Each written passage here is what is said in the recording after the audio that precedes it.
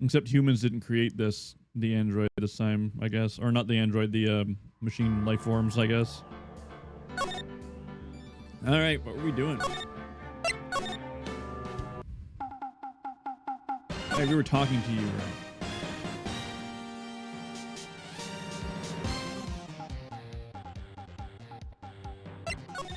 The big samurai. I'm eating my cookies and drinking, so you guys are going to read for a little bit until I'm done.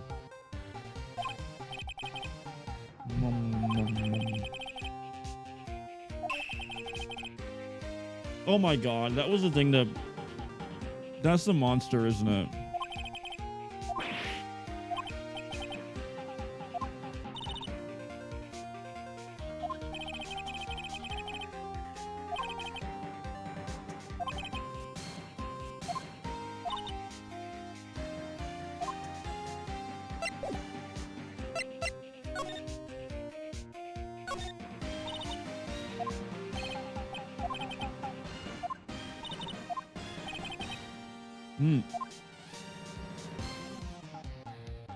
My controller's drifting in this game now too, dude. That's crazy.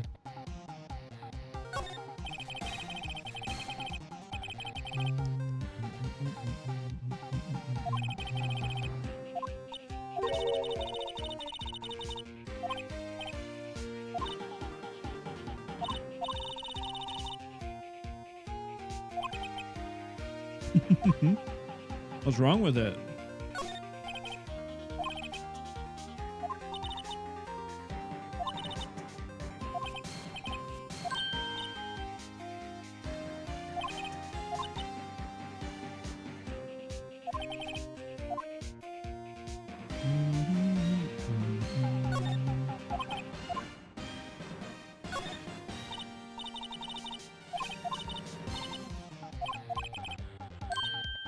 We know this already.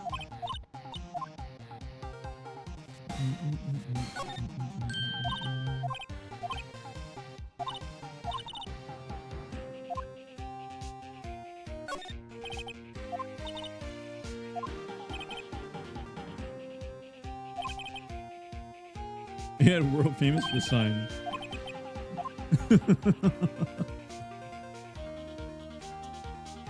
I think that's everything here. I don't see anything else.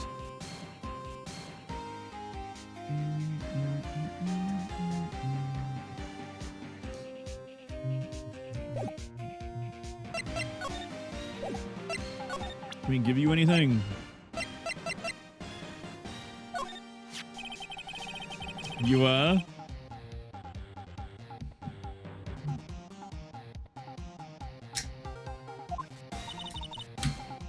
It is too. That's the arm of the steel samurai, isn't it? I can fucking see it.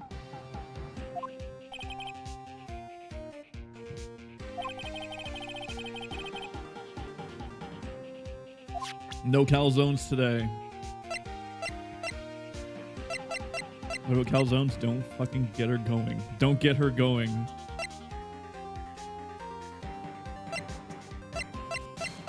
I'm gonna turn it down a little bit for me because it's pretty loud.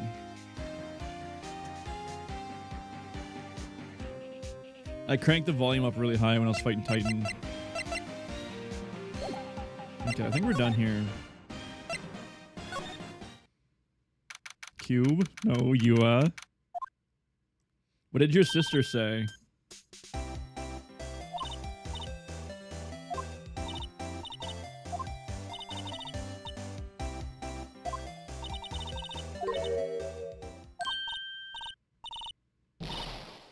Watch you.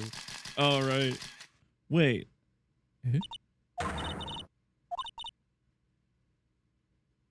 Thing's softer than a bang now, huh? You trigger one of Von Karma's finger snaps now, huh?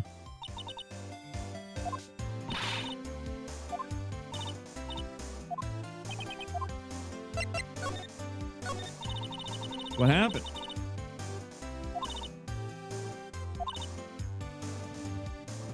Didn't tell sis yet?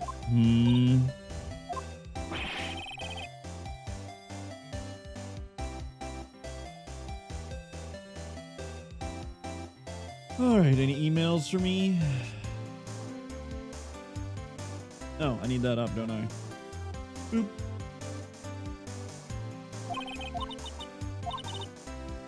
I'll trade it for dirt on Gordy. Hmm.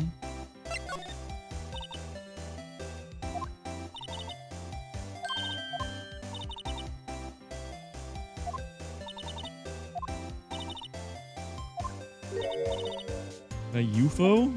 A UFO.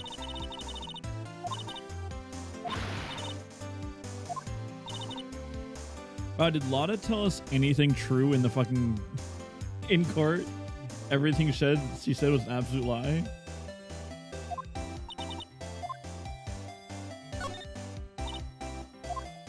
We just did this.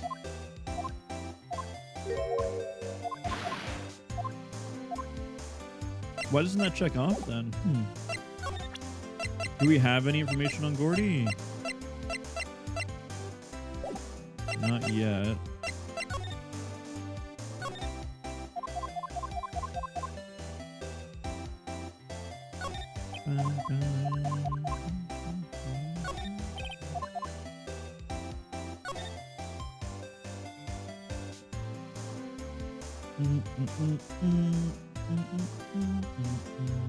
Okay, we're done here.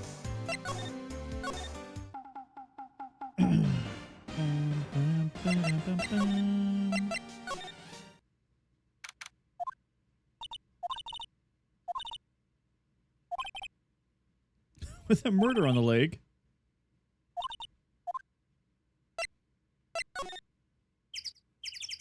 Anything new here?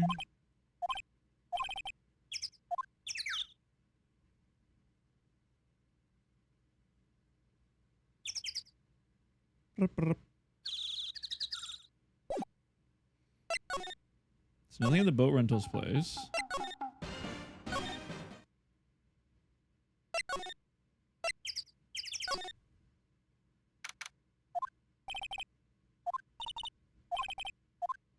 Okay.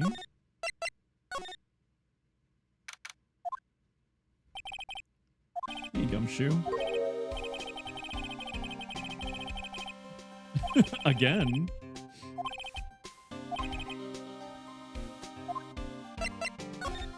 Investigation.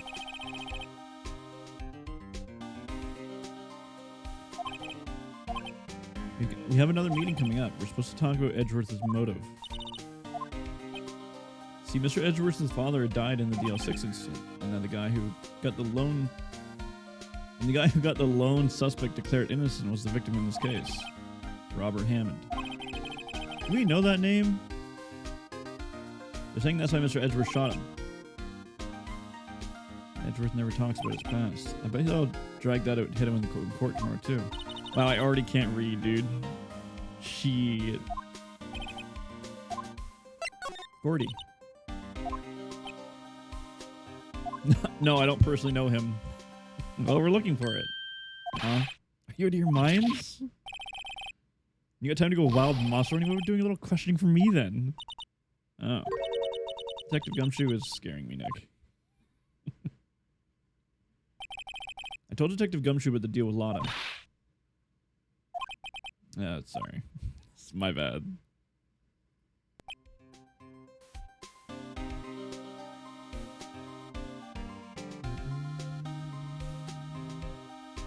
And of course, our very first shipment's like a friggin' 20-line shipment that I got a key. I love it for me.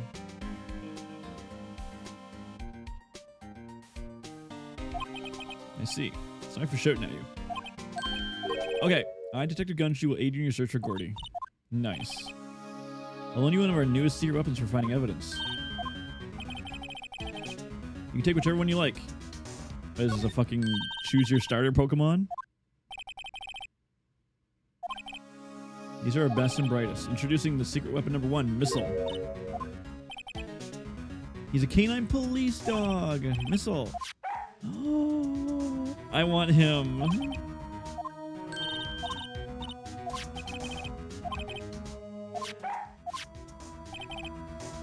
Next secret weapon number 2, the fishing pole. This is my personal fishing pole. We're looking for a monster. I'm supposed to catch a whole sea monster with a fishing pole. Never know until you try. I mean, you're not wrong. The metal detector.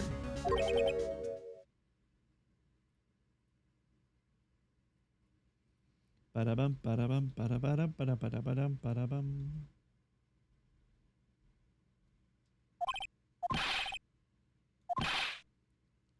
I have been eating soda cans.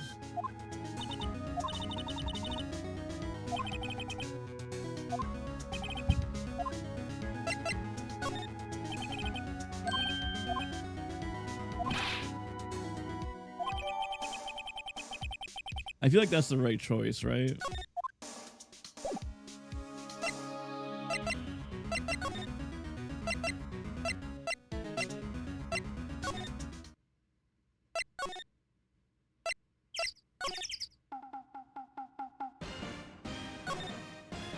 The question is, how do we use it?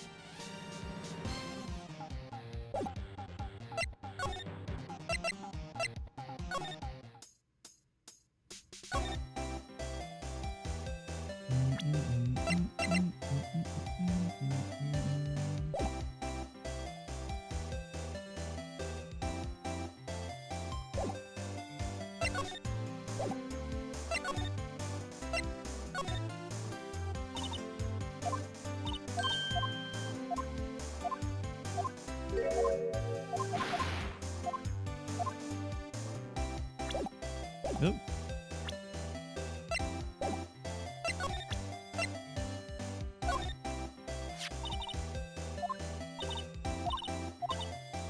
I'm sure it's gonna pick up Gordy though.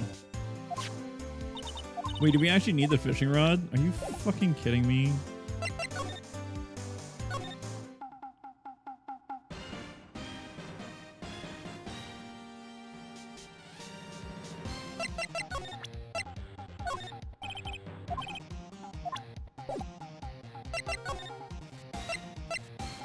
Do I actually need to fish up Gordy out of the fucking lake?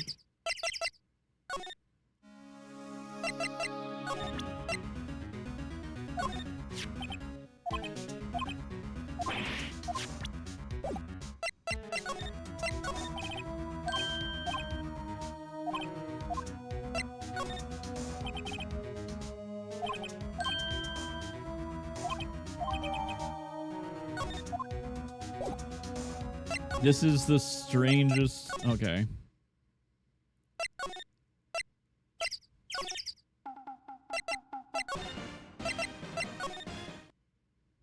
Oh my god, it was actually right. Oh my... Yeah, I got it from the Joker. Let me type up this invoice really quickly. I don't know why, but we get so many gift shipments from India that's always just all food. And people are always like, oh, well, I'll just freaking one-line it as food. I'm like, you're going to get rejected from customs. And then like 2 days later, it's like, it got rejected from customs. Can Moggs redo it? I'm like, ugh. You fucking people just key out your invoices the first time and I wouldn't have to redo all your work? But that's my life. Brum, brum. Try. Oh god, where am I? Thread bundle, dry. I already fucked up.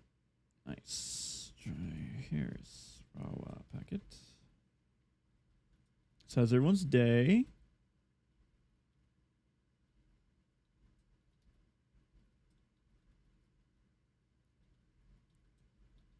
Today's what?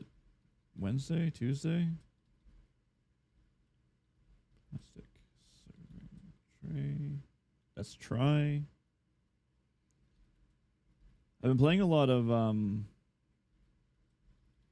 Shadows of Doubt off stream to try to like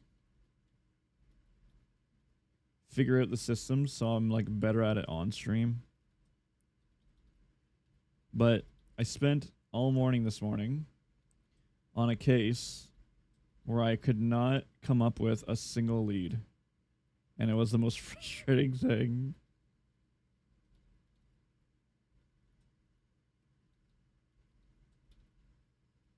Earth is good. You would. I'm gonna fight you.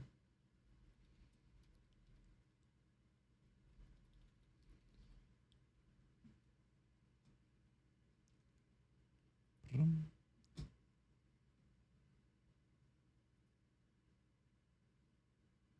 gonna fight the cat. We'll make it a pay-per-view event so we can get some decent money. Screwdriver. 1, 2, 3, 4, 5, 6. Screwdriver. Prime. Lid. Adapter connectors.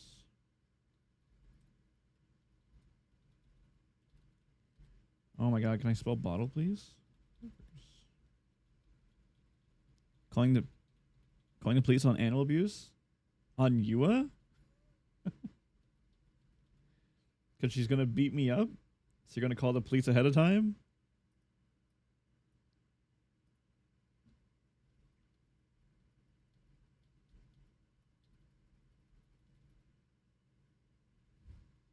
Yua can beat me? Yeah, I'm weak and fragile. Hello?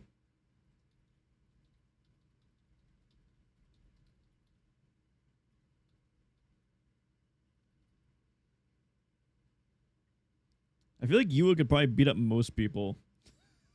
It's the small ones you gotta look out for. That's how they get you.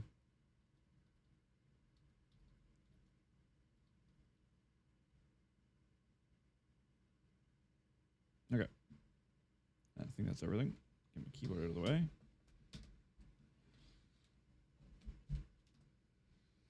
All right, let's fish up the Loch Ness Monster, I guess.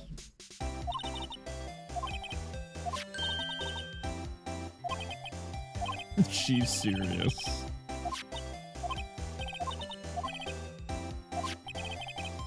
We should have brought Miss along with us too. At least we would have had live bait.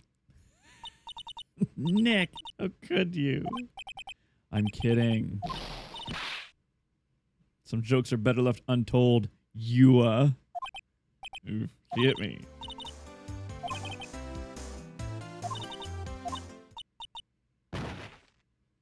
My leg.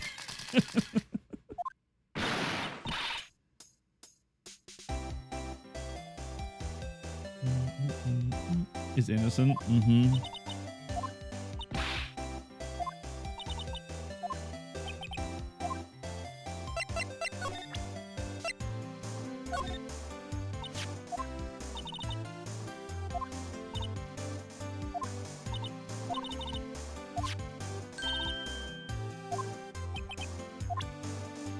What am I meant to do here?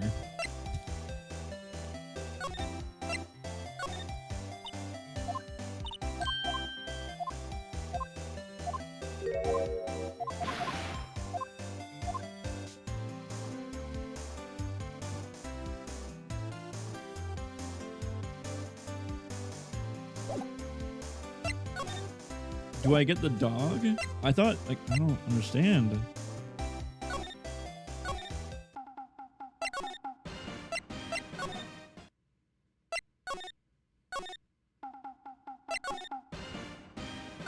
I know for a fact that I've examined everything I can examine.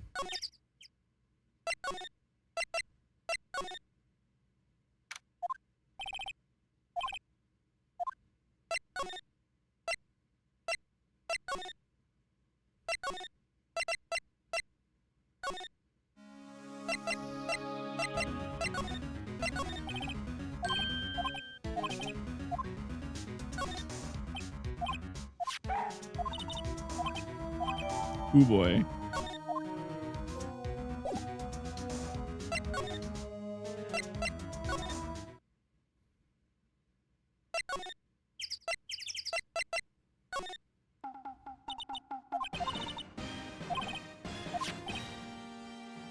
Little creatures of the detectives. Whoa, missile.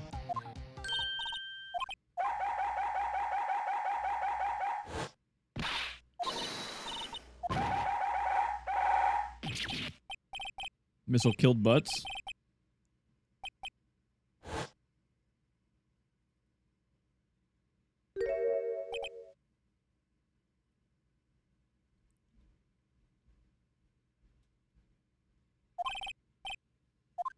They're all gone. He ate all of them.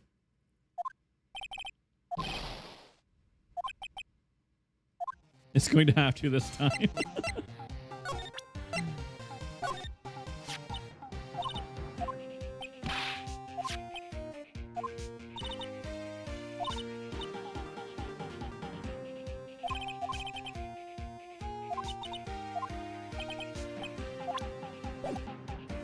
Okay, so we ruined his life. That's good.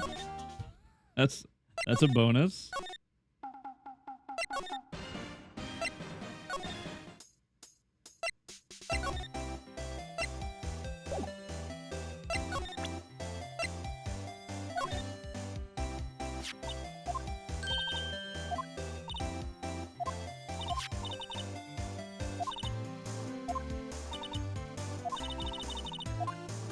Are they gonna sniff the dog? Okay.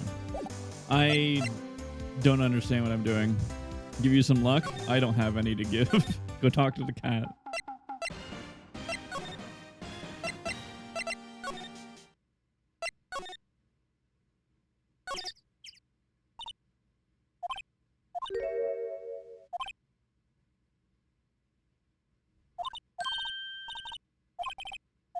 Oh boy.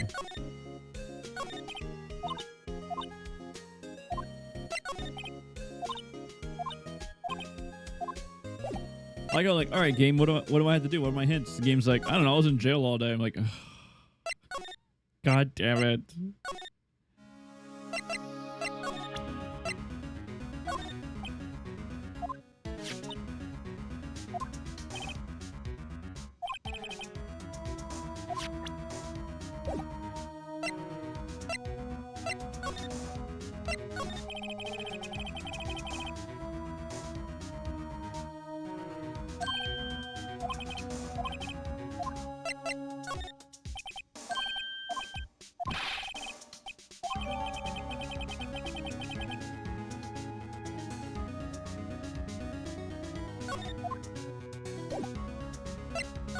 I don't understand what I'm doing, 'cause everything is examined and everyone's been talked to, but the game won't progress.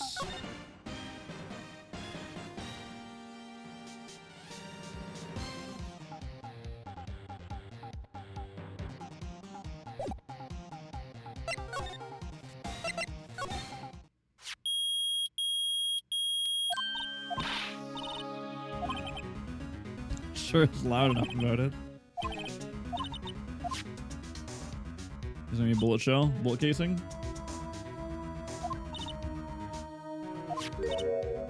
It's a water bottle. Oh, an air tank. The valve looks broken. Would Gordy be in the bushes? How would a metal detector react to a sea monster?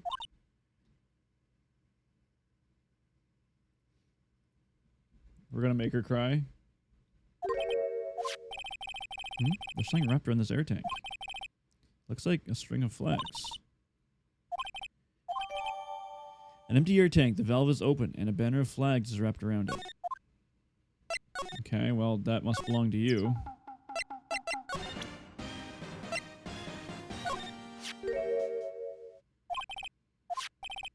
Larry, I wanted to ask you about this air tank. Is it yours? Why would I have a thing like that? Look, see how there's a string of flags around the tank valve? Just like the string of flags around your steel samurai there. You're going back to jail, Mr. Butts. It must be a coincidence. Wait, is he actually going back to jail?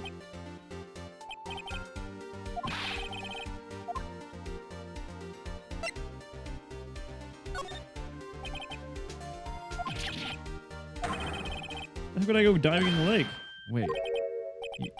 You're not... Hey, Tabby. You're not saying I had something to do with that murder.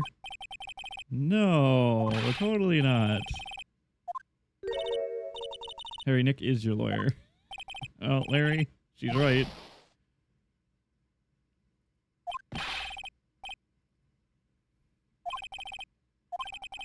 Larry's hiding something, I can tell.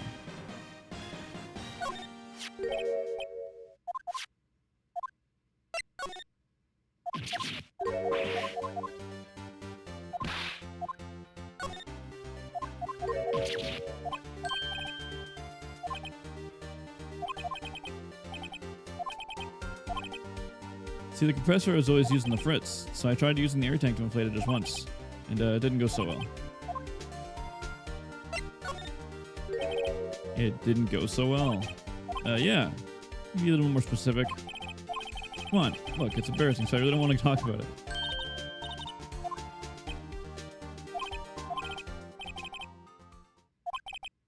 So I took the tank and tied it, and tried to fill it up with the steel samurai with that, and then...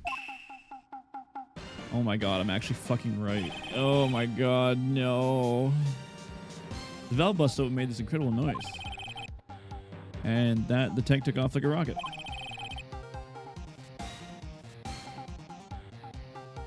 I took my poor deflated steel samurai with it. It sure scared me out of my gourd, that's for sure.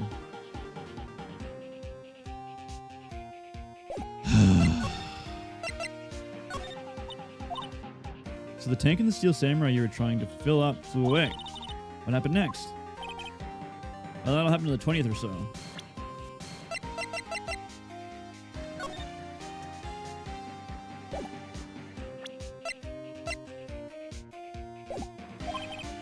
A week ago.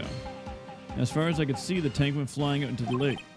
So I went out every night in a boat to try to look for it. I mean, Kionsei gave me that steel samurai after all.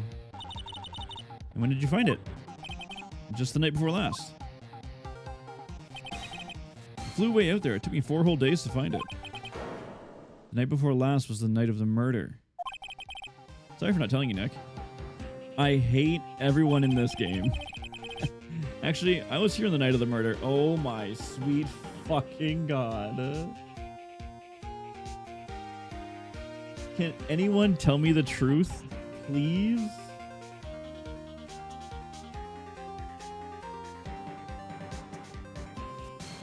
I should put you back in jail. I saved your ass.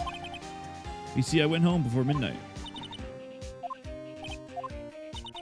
That's too bad. It's not all bad. We solved one mystery at least. Maybe we should go tell her.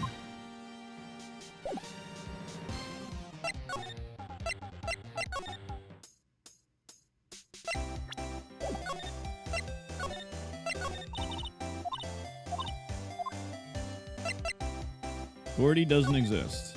There's no such thing here as Gordy. God damn it, Maya. The proof that Gordy doesn't exist is here. No lawyer with his badge would make a claim with a proof to back it up. Here's the proof that Gordy doesn't exist. Take that! Maybe I'll do it with an air tank. Is Gordy? Excuse me? You got the wife and the weapon. Who are you pulling for?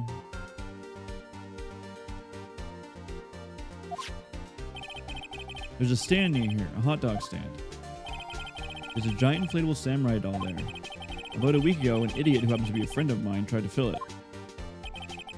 He used his air tank, and when the valve blew, the tank flew into the lake. Apparently made a pretty loud bang when it flew.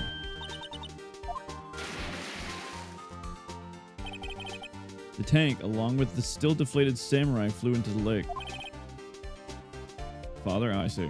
Congratulations. Enjoy. And at the same time, a couple was taking a photograph of the lake.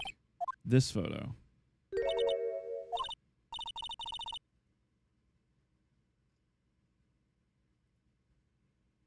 Bum, bum, bum, bum, bum, bum. Well, that's a fine way to ruin a gal's dreams. Excellent. I'm glad I've crushed your dreams. Perfect.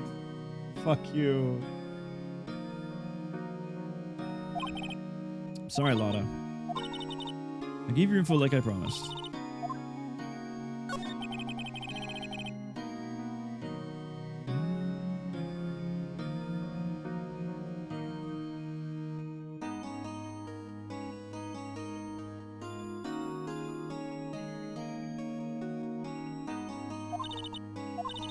I overheard the cops around here saying something about a witness tomorrow. They said he's the caretaker of the boat rental place up the path here. There's someone there? I mean, it looks so deserted. Just an old guy living all by himself. Y'all should go check it out.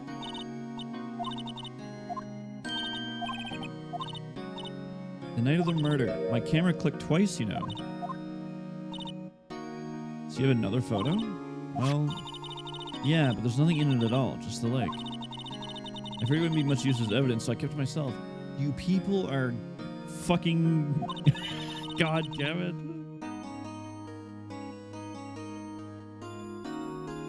Well, it might not be helpful at all, but here, take it. So there's an empty lake taken automatically at 12:24 to 11:50 p.m.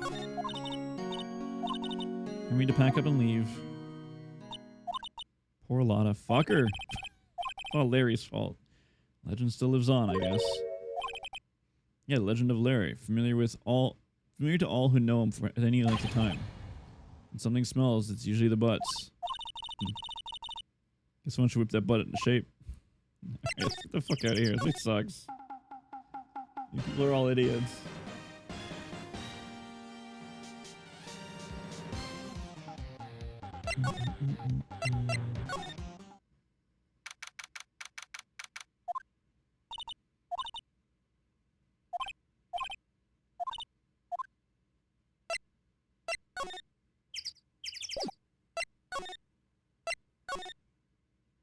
Bird. Ah! Meg.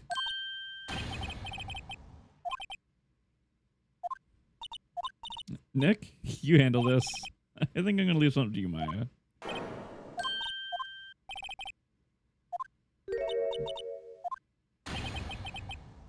You run the pasta shop when I'm gone.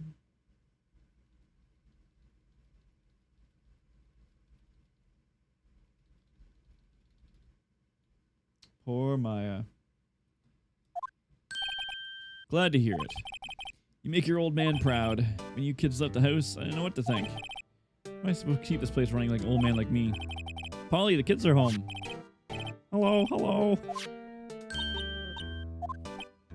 The parrot, the one on that perch. I'll leave the wet noodle in your capable hands, Sonny. Nick, what's the wet noodle? Based on available evidence, I'd say its name was Pasta Shop. Hello, hello. And he fell asleep. I guess he's relieved.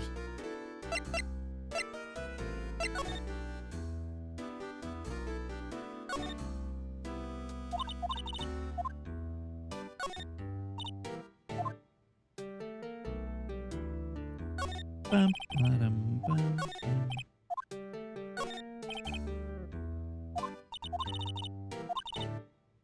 All these fish are saltwater fish. Huh.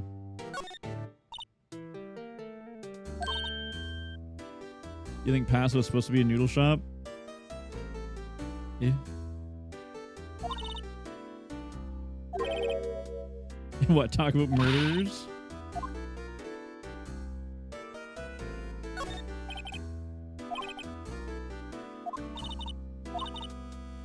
He's running a pasta shop here. Is he though? I think he's running a boat rental shop, but that's just me.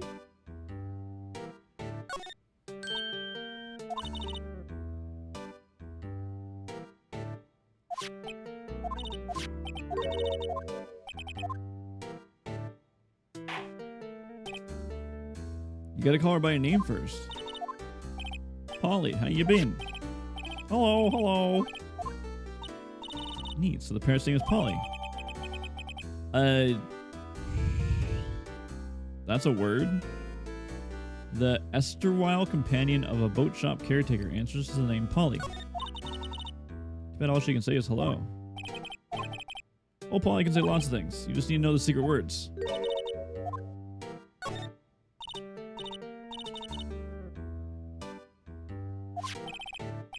Polly. Polly. Maya's found a new friend.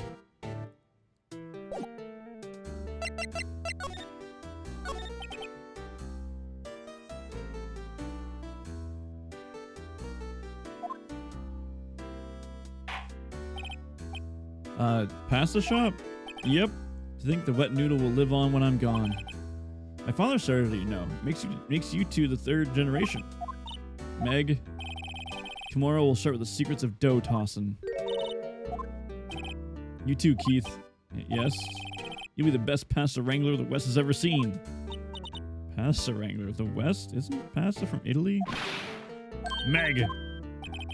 You know the best pass has always been made west of the Rockies, don't you? West of the Rockies?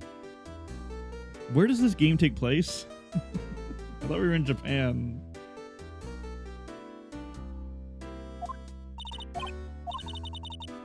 How long did it keep up this All in the Family charade?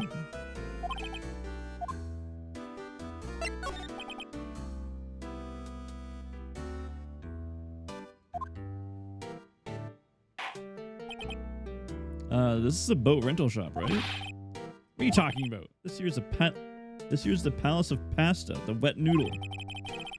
Oh, now you mention that. We haven't gotten many orders for spaghetti lately. All the kids come up and say, "Yo, dude, we want to ride one of your boats." That's why I keep the boats out there. Youngsters these days. Darn if I understand them. I'm pretty confused myself. I don't think this is going anywhere.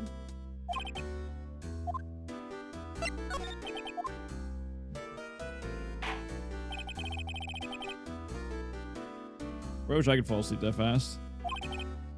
That's why I just tell everything important to old Polly here. Oh my god, the bird's the witness. Oh my god, this fucking sham of a trial is gonna get ridiculous. What's the number of the safe? 1228.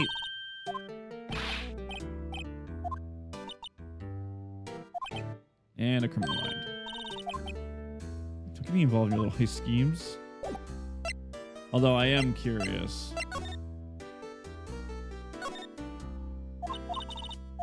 We know the... But... We know the combination, though. What?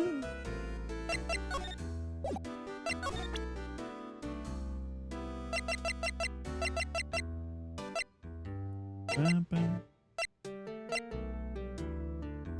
Bam, bam, bam, bam. Bam, bam, bam. Now listen here, Keith. Remember that tricolor pass we were talking about? Our rainbioli? I figured out the last color we should use. Indigo blue. Wait, are we better off asking the bird then? I can't ask the bird anything, right?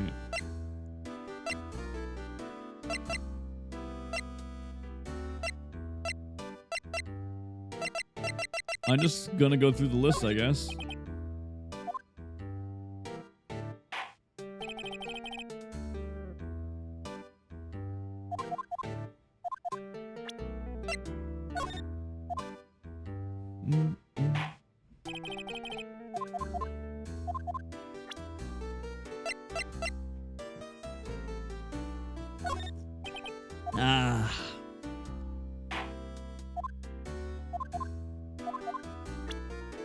One of these have to work.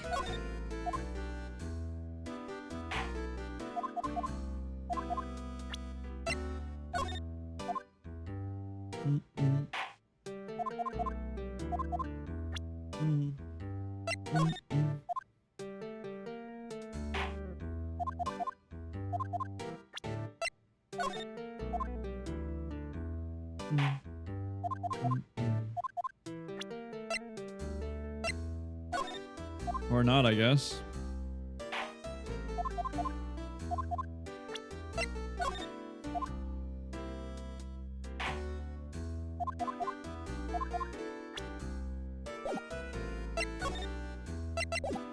He has nothing for us then. What the fuck?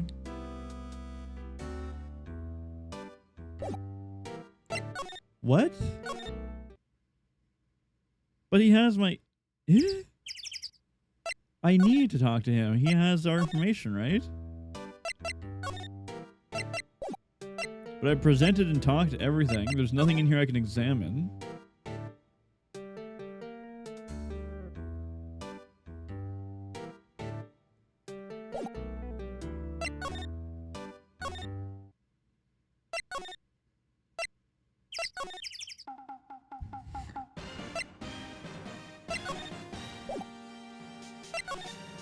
Do we need to go get the dog or the fishing rod? The fishing rod.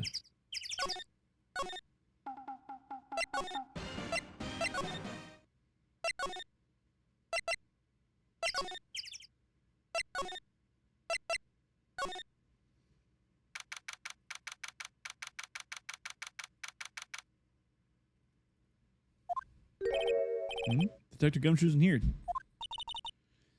Imagine, did he have a meeting to go to? God fucking damn it.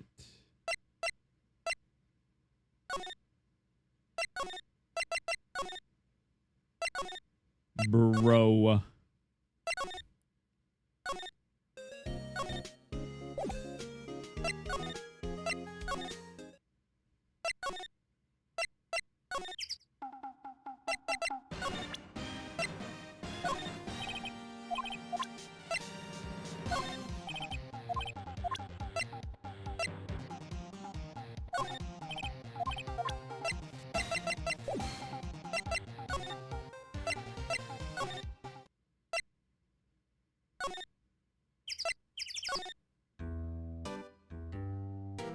What do I do?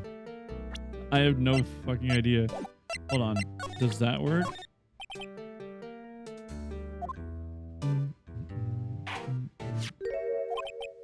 That's a lawyer's badge. I get it. Yep. I got you figured out now. You're not Keith.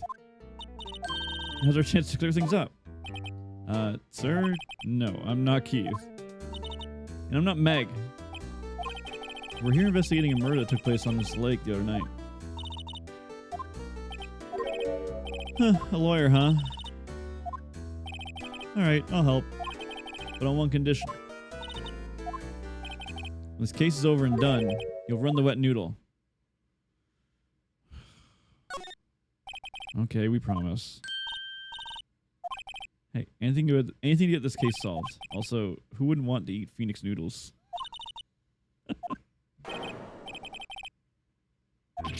Wait, didn't I just say you too, Meg?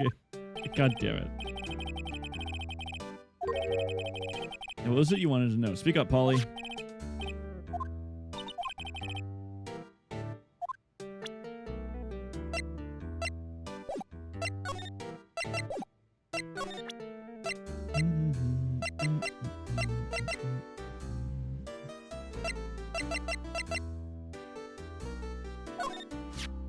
Yep, I've seen this. You know something about this? Keith? It's okay. You can call me Dad. Dad, do you know something about this? Yep. The other night out on the lake. I know all about that. I seen it. Well, I suppose. Since you're taking over the shop and all.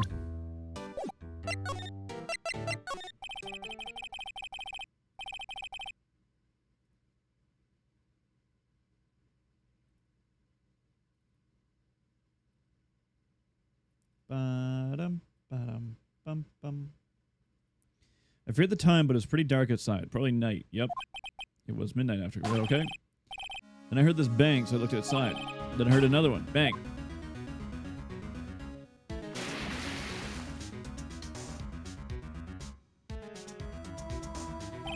A little while later, this boat comes back, and then a young man walked by my window here. He was muttering something to himself. Yep. What did he say? Yep. I forgot. I'll remember tomorrow by court time, promise. You know, earlier than that. You know what? Little Terry was just here. Yep, that kid next door. You always used to make him cry, remember? He was wearing this tattered old coat. Got himself some whiskers growing out his face. Is he talking about Gumshoe? He goes out and tells me to come down to the court tomorrow. So I don't think we're going to get much useful information out of this guy. Maybe we should be leaving. Polly, have we forgotten something? Don't forget DL6. Why does the bird know about that?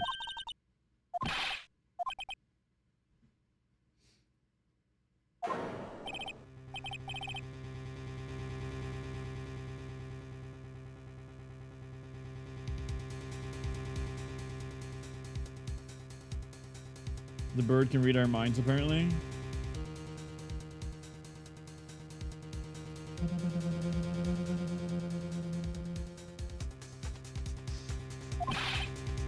Hey, Dad. This is getting weird. Who is this old guy? Why would that bird Polly know about the DL6 incident? It's figured who that old man is. Oh, he locked the door from the other side. Who could that old man be? I think I need to do a little more research on this DL6 incident. Maybe I should ask Detective Gumshoe.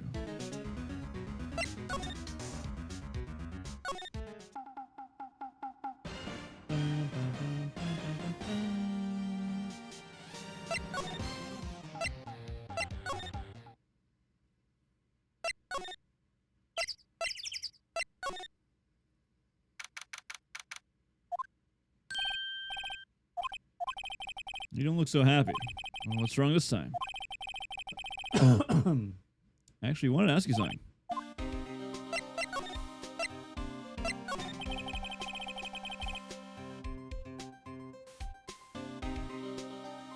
You know the boat rental shop down Gourd Lake? Oh, yeah. The old man who runs it is appearing as a witness in tomorrow's court tomorrow, right? How did you... It's supposed to be top secret. You know who that old man is, Detective? Actually, I don't. He's a bit of an old bird. Or a bit of an odd bird. I haven't been able to get a straight answer out of him. I said at first that he wasn't persuasive enough to stand and testify as a witness. That's why we called Miss Lotta Hart yesterday. As for who he is, we have absolutely no idea.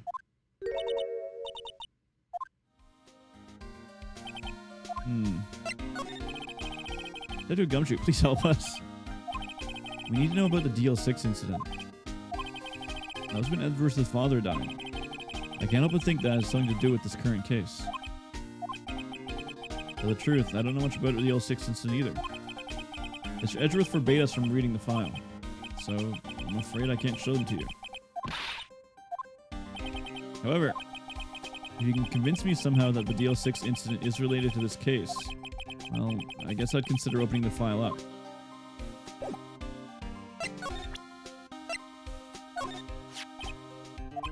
The old man at the boat rental shop's parrot. The parrot knew about that incident. That incident?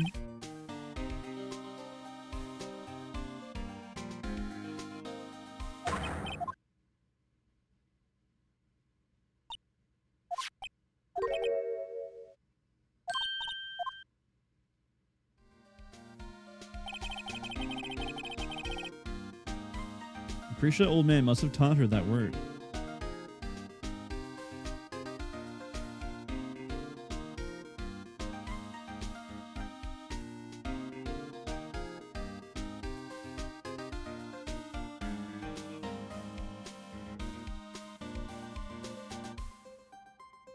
Wait, isn't labor included in the value for duty? Bum, bum, bum. It is.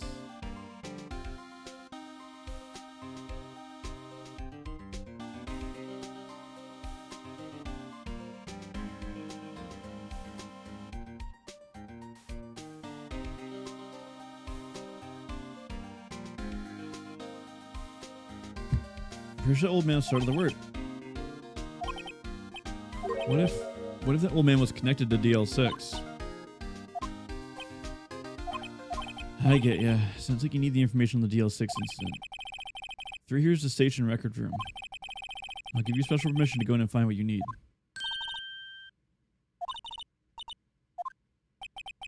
I guess it's time to face Edgeworth's past.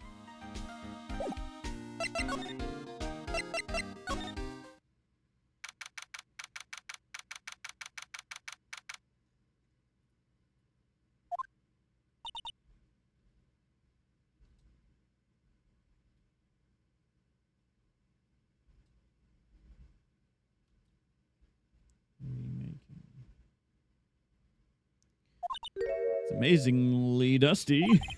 10 years of files and 10 years of dust, I guess. Bum-ba-dum-bum. I didn't think tonight was going to be this busy.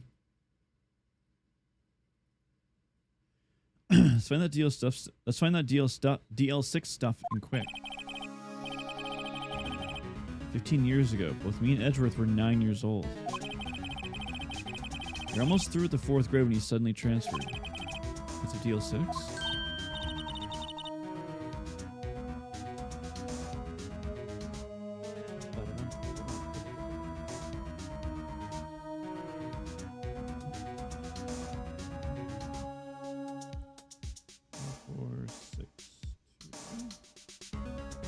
Find out where the file is.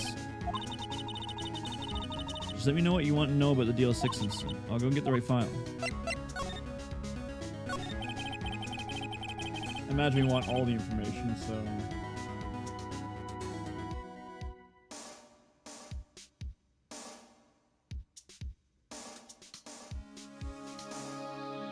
Well, first I have to get a handle on the main facts, like a summary.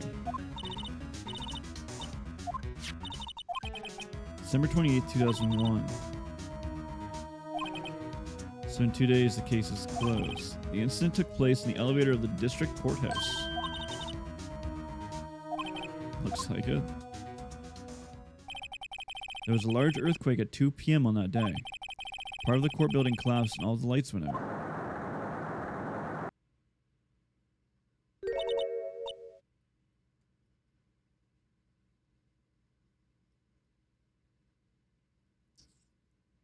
Bum, bum, bum, bum, bum, bum. 2, 1. That's freight. Okay, we don't want freight.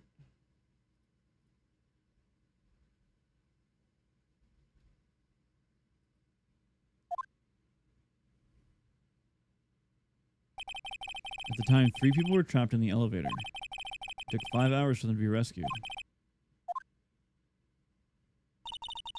That'd be scary like that in the dark. There was a lack of oxygen in the elevator and the survivors were unconscious. One of the 3 in the elevator had been shot in the heart. That was Mr. Edgeworth's father, wasn't it? Oh, no, I gotta mute.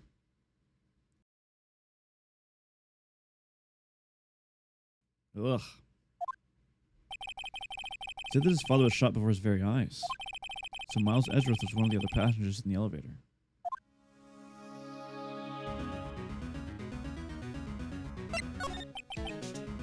Do you have the date on the victim, Edgeworth's father? Gregory Edgeworth, 35, defense attorney. If he was still alive, he'd be 50. He lost the case that day in court and got in the elevator with his son, Miles.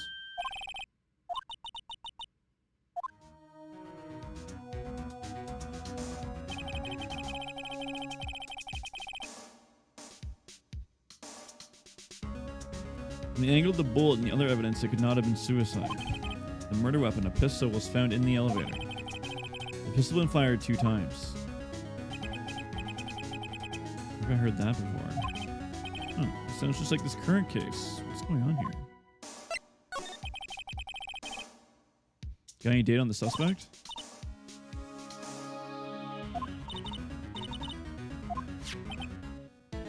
Yanni Yogi. He was a clerk in the court, apparently.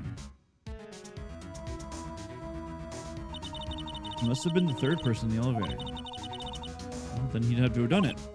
But he was found innocent thanks to his defense lawyer, Robert Hammond. The suspect, Mr. Yogi, was oxygen deprived so much that he had brain damage. He lost all memory of being in the elevator. After he was declared innocent, he disappeared. Maybe closer than we think. It's the boat guy!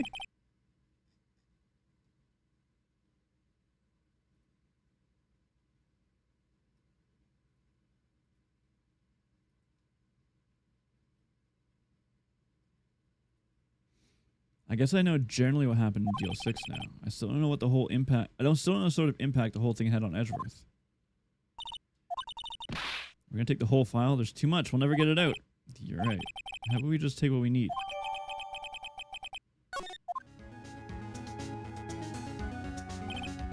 Right. That's probably all we have to find. We'll be able to find here. Now all that's left is the trial tomorrow. I know Dad will do testifying in court. To be continued.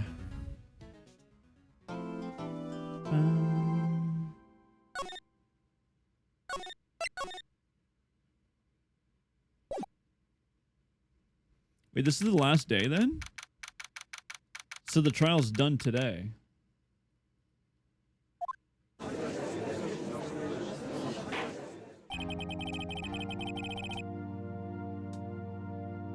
Court is now in session for the trial of Mr. Miles Edgeworth. Very well, apparently the prosecution's ready as well. Who's the judge here anyway?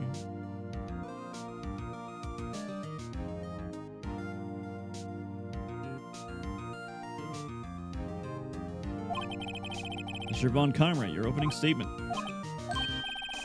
Very well, no opening statements, so...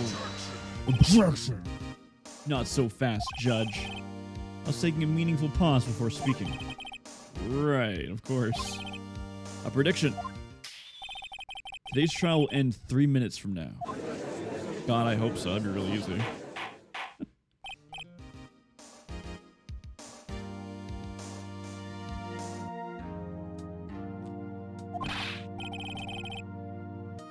What was the meaning of the statement just now? Objection. Bach, must you question everything? It'll be over in 3 minutes. We have no time to waste. I'll call my witness now. I call my witness, my decisive witness, to the stand. It's gonna be the fucking bird. Oh. Witness, state your profession.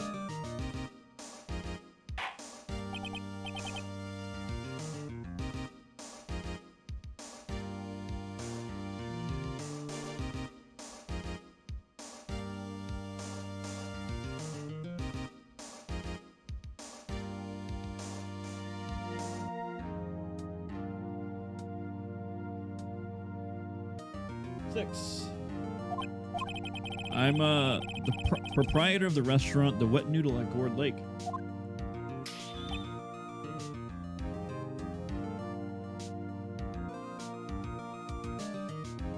Does Von Karma make an appearance in any other of the games?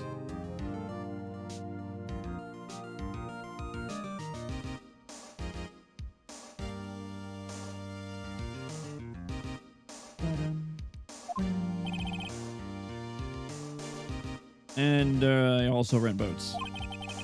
The night of the incident, you were in the boat rental shop, correct? Yep, I was. Please testify. Wait a second. We still haven't heard who this old guy is. Wait a minute. The witness doesn't say his name yet. Because I did not ask him, Mr. Wright. Bah. I have predicted this trial will end in 3 minutes. Stop asking trivial questions and cooperate. Yeah, right. The witness will state his name.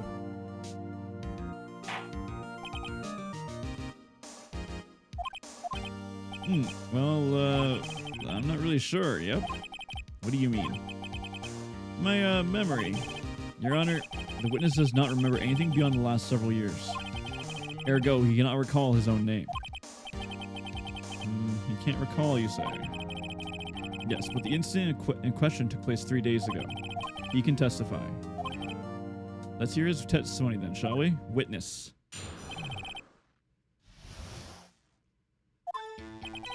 It was the night of the 24th, just after midnight. Yep. I was in the restaurant where I rent boats as usual. Then I heard a bang. Yep. When I looked out in the window, I saw a boat just floating on the lake. Then I heard another bang. Just about then, the boat comes back to shore and a man walks by my window. Very well. I'd like to begin the cross-examination. Wait, you would? I can just sit here and watch? There's nothing to question in my witness's testimony. Ergo, no need for cross-examination. Besides, there are only 10 seconds left before our 3 minutes are up. Judge, your verdict now. Yes. Mr. Wright? What are you saying? Of course I'll cross-examine the witness. Ah! He's fucking dead. I see. Well then, let's just take our time. You may cross-examine the witness.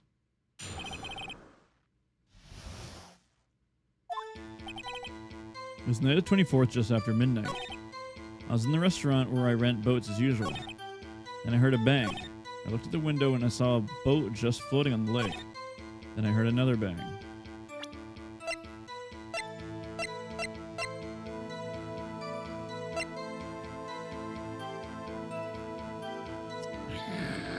It was fired 3 times.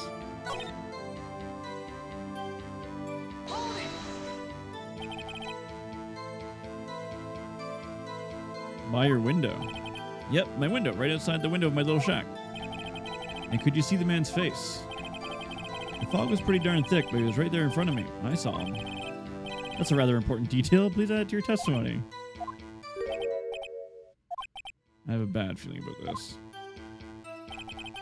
The man was the defendant. He was saying, I can't believe he's dead. Are you sure? Uh-oh. Dad? Dead certain, Keith. He said, I can't believe he's dead when he was walking by, too.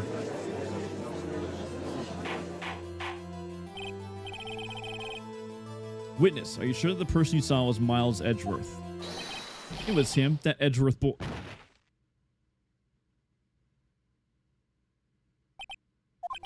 This sounds like a decisive evidence indeed. I see no room for doubt.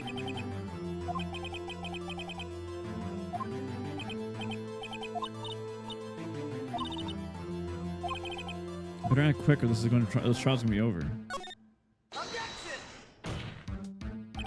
Your Honor, we proved in yesterday's trials that it could not have been Edgeworth who fired that gun.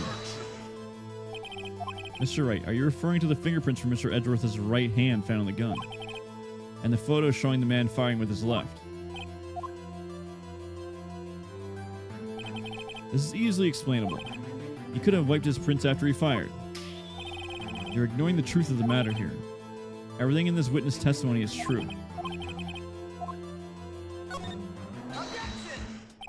Your Honor, the witness claims that Edgeworth said, I can't believe he's dead. But his word is all we have. If he were telling a lie... Objection! In a court of law, the evidence tells all. Apparently, you have yet to realize even this basic fact. If you say his testimony is a lie, then show us proof.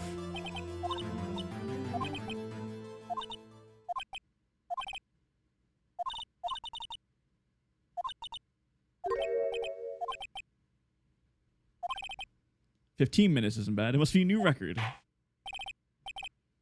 The witness may leave the stand. The witness is fucking dead. This court sees no reason to further prolong the trial, nor is there any need for more time to decide the case against the defendant. This case is extremely clear. I see no room for misinterpretation of the facts. This court finds the defendant, Mr. Miles Edgeworth. We didn't get a fucking...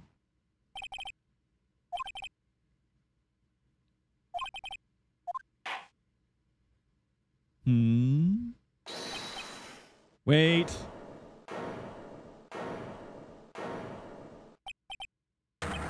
Me. Huh? What? Larry. Oh, god damn it.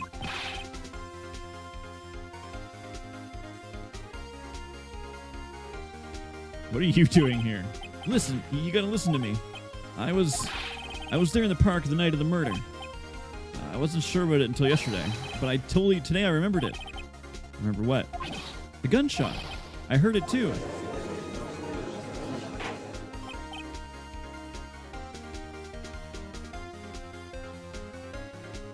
Bro, why am I getting all these like 20-line invoices that I had to like sit down and key?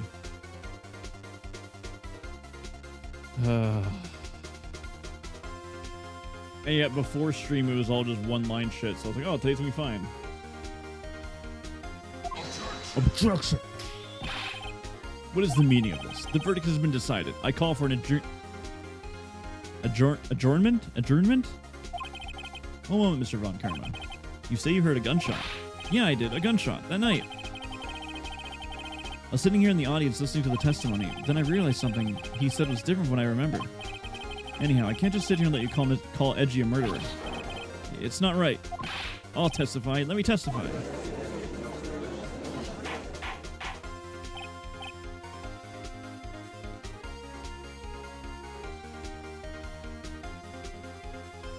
Are these all just bicycle power meters? Seriously?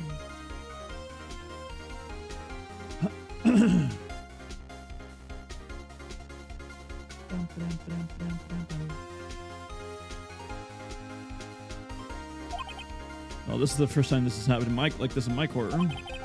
I'm not quite sure how to proceed. Judge, you've already given your decision. The trial is over. If only it wasn't Larry. He can make things even worse. You're right. Okay. Your Honor, if there's another witness, it is our duty to hear him speak. Right here, right now. A waste of time. The verdict cannot be overturned. Allow me to speak my opinion. In all court proceedings, it is our duty to prevent an inaccurate verdict. In order to make sure no mistake has been made, every witness should be heard. I withdraw my previous verdict of guilty.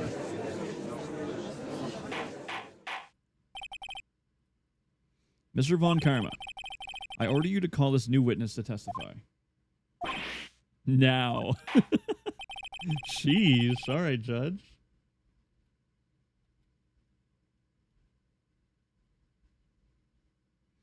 The court will adjourn for a 5-minute recess. After that, we will hear this new witness. The court is adjourned.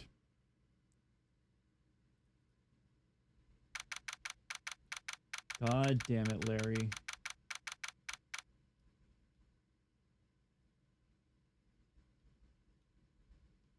If it was a 3-shot thing, I'm going to go fucking insane, because that's what I've been trying to say this entire court case.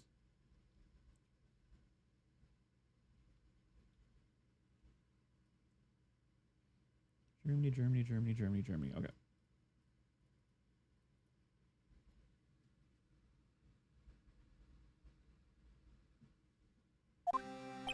Whew, that was too close. Sorry to keep you on the edge of your seat like that, Edgeworth. Huh. I've seen worse. Yeah, right, Edgeworth. You're sweating bullets. Just wonder what Larry plans to say in there. Larry was at the lake that night? Yeah? He told us? He said he went looking for the steel samurai balloon that flew into the lake. And he found the balloon in the air tank, right? Yeah. Hey, Edgeworth. Yeah, a lot of things. You seem out of it. What's wrong?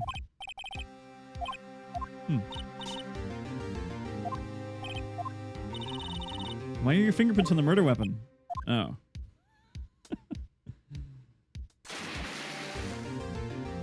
Because I'm the murderer.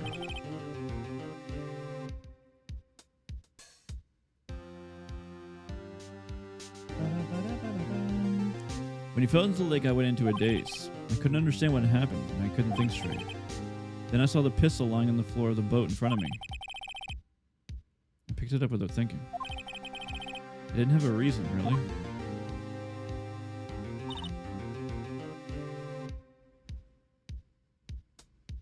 That's not how you spell that word.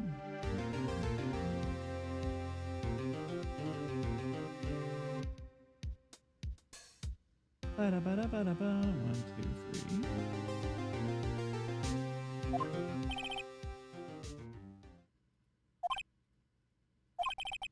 This might be our chance. Von Karma has only ever run perfect trials. Perfectly prepared witnesses, perfectly complete evidence. That's the secret to his success. This is the first time he's ever had to deal with something unexpected. He has to let someone he hasn't even talked to testify before the court. And that someone is Larry. It's likely his testimony will be full of holes, right? We'll milk this one for all it's worth.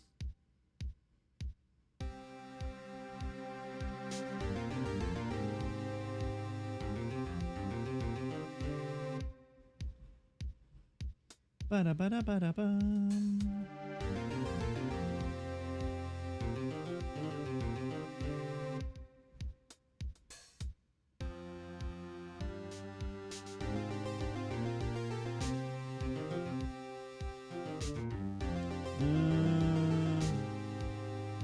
Shit, what's Spain's country code? ES, I think.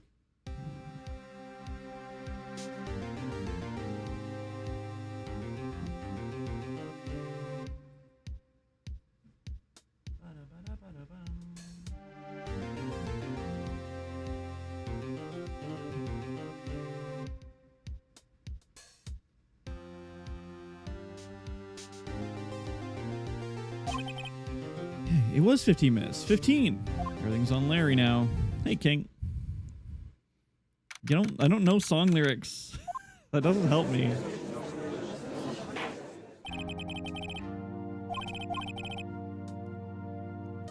Please testify to the court about everything you saw on the night of December 24th.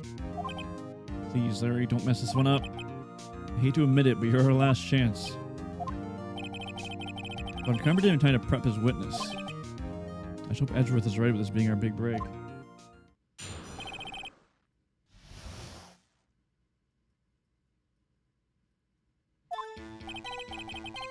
Living Tombstone, I don't know who that is.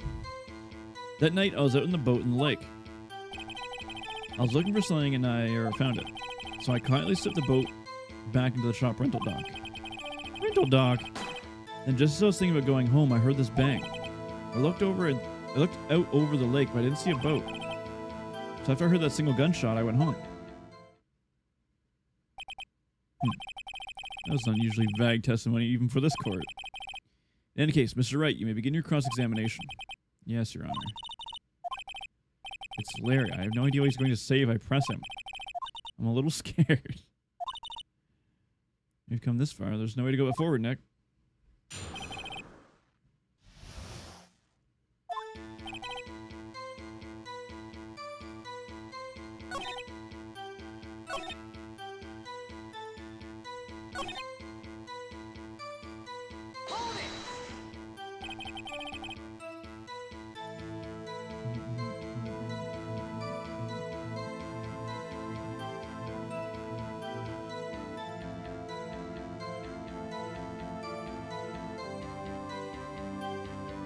Where did this sound come from?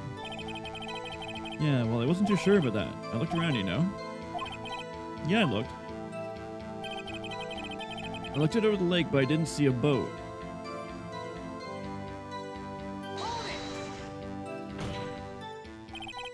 There wasn't a boat on the lake?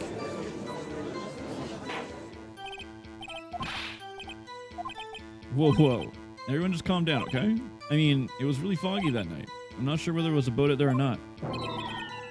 Okay, no problem. That's the most important part of this case.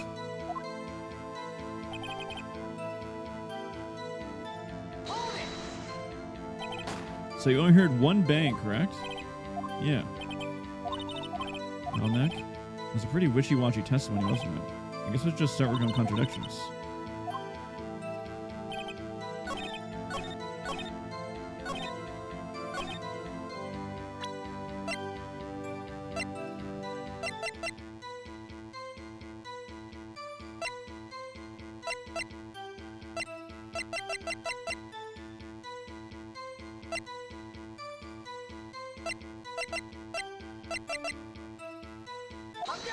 Don't say Your Honor. Don't say Your Honor. Don't say Your Honor. Wait a second, Larry. You only heard one bang. Are you sure? Miss Lotta Hart testified yesterday and that she heard two bangs. The old man just now said the same thing. They both heard two gunshots that night. Huh? Were you even listening? Were you paying attention to all of what I said? Yo, Nick, please. Huh? Nothing's been bothering me. I'm a witness, see? I'm like a customer here. You gotta treat me nice and stuff, okay? Mr. Butts. What? You only heard one gunshot. Are you sure? No, to tell you the truth, I'm not sure. He's literally the worst character in this fucking game. I hate him. Not sure? How could you be not sure? Yeah, well, I might have missed the other gunshot. I was listening to something else. Something else? My radio, dude. With my headphones. What?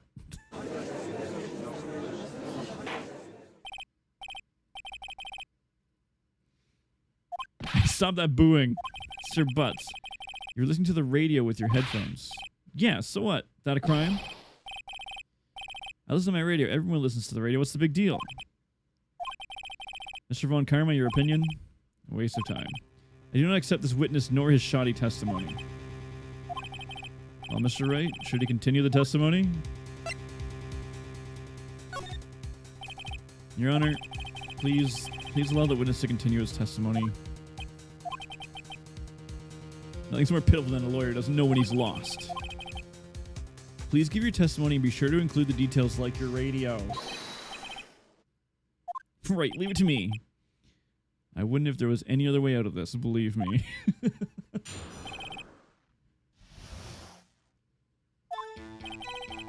It's lonely being alone on Christmas Eve. That's what I was listening to an all-request show on the radio, see? I was listening to it like real booming loud, like. But I'm sure I heard that gunshot. I remember exactly what the DJ was saying when I heard it too.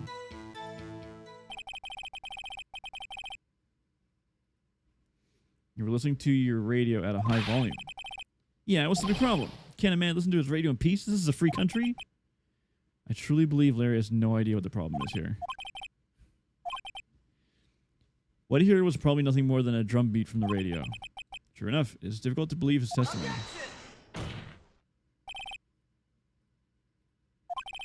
The witness says he remembers exactly what the DJ said when he heard the gunshot. DJ? Your Honor. The announcer, the guy who says things on the radio. Anyway, what this means is, when he heard the sound, no music was playing. The DJ only talks between songs, so he could have heard the gunshot from the lake. I'd like to cross-examine the witness, Your Honor. I can't believe I'm continuing the charade.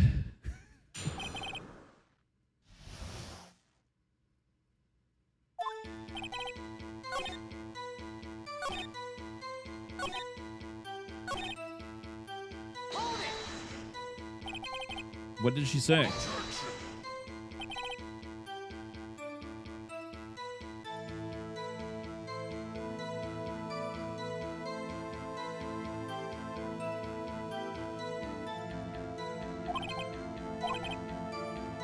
What possible good could knowing what a radio DJ said do us? I'll allow the question only if you see the reason why we should care. We should care, Your Honor. Of course we should. Well, how do you know if we don't ask, huh? Very well. Mr. Butts, please testify to the court. What was the radio announcer saying when you heard the gunshot? Judge said, hey, it's almost Christmas. I heard the gunshot.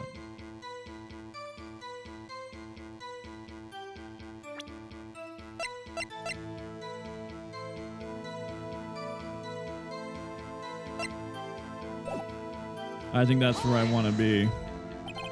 Are you sure? Of course I am. She had this real sexy voice. And Yvonne Carmen's right. I'm not sure that helped us at all. This is the most ludicrous testimony I've ever heard. But there is one gleaming ray of hope in there. I've got to press it until we get to the bottom of what happened. I'm going to try that and see what happens.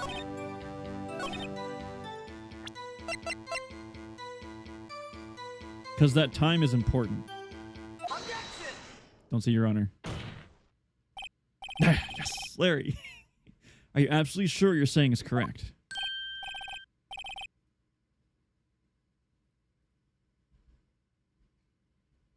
It's fucking stressful, dude. Huh? What's with the face? You look scary, dude. Hey, if you're trying to scare me, you better... You don't know I don't scare that easy. Is something the matter, Mr. Wright? Your Honor, did you hear what the witness just said?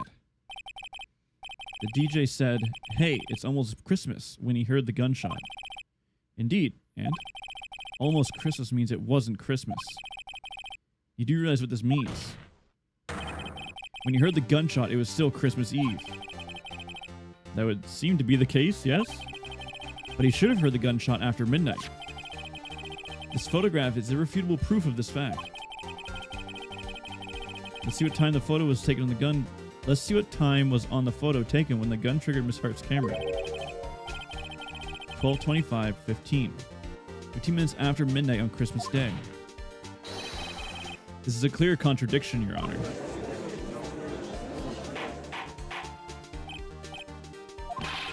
What does this mean? The two prior witnesses heard gunshots after midnight. However, this witness says he heard a gunshot before midnight. The answer is simple. The current witness is plainly mistaken. Just look at him. Suspicious. What? Very well, Mr. Wright. What do you think about Mr. Butts' claim he heard the gunshot before midnight? Larry's not mistaken, Your Honor. He heard that gunshot before midnight. Intriguing.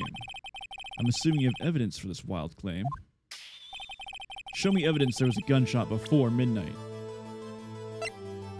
It has to be the gun because it was fired 3 times.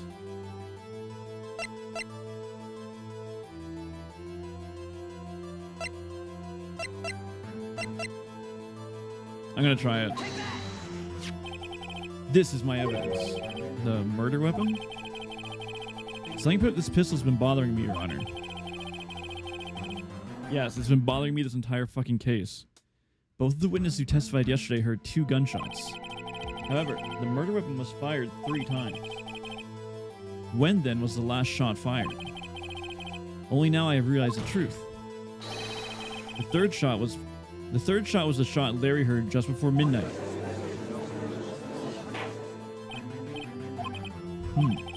I guess that would make sense out of yesterday's testimonies. Bah, you waste our time with your empty statements. Yes, the pistol was fired 3 times. But do you have any proof it was fired before midnight? Do you have proof that the witness didn't just think he heard something? Well, Mr. Wright, there's no turning back now. Do you have evidence that proves there was a gunshot before midnight? Do you have evidence that proves Mr. Butts wasn't just hearing things?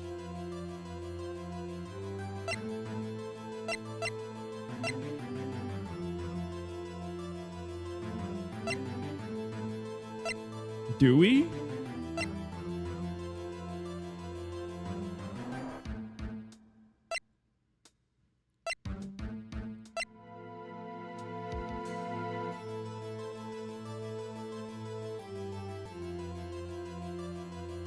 Is it the lake photo? I mean, I have lots of health. I can fuck up a few times. The autopsy report also says it could be the 24th.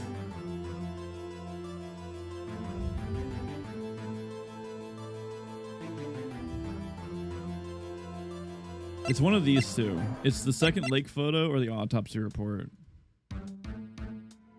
I can do both because there's no point in not to.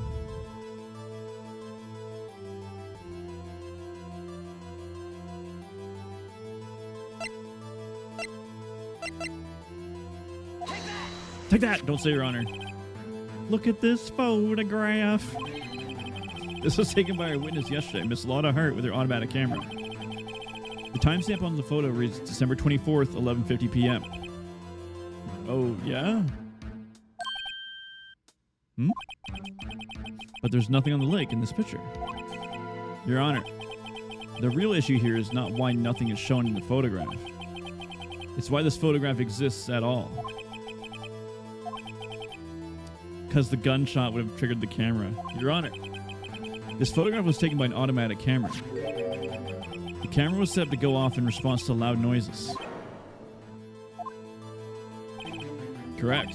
There was a loud noise in the lake at 11:50 p.m. That is why this photograph was taken. In other words, there was a gunshot at the time Larry claims.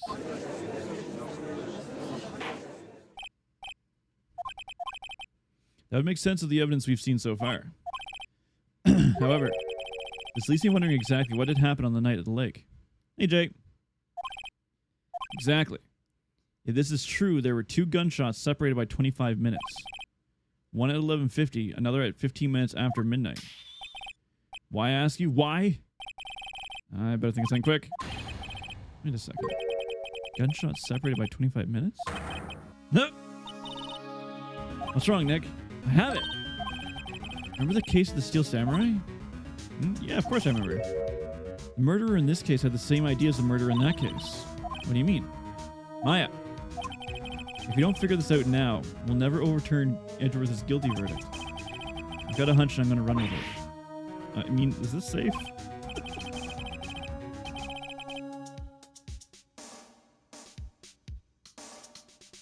Safe? We've already gotten a guilty verdict. We have nothing to lose. You just watch and let me know if I say anything that sounds fishy, okay? Your Honor, the testimony just now has cleared up this entire case. What do you mean? Fuck you, Karma. So you finally realize the truth. There'd be no other murderer here other than Mr. Miles Edgeworth himself.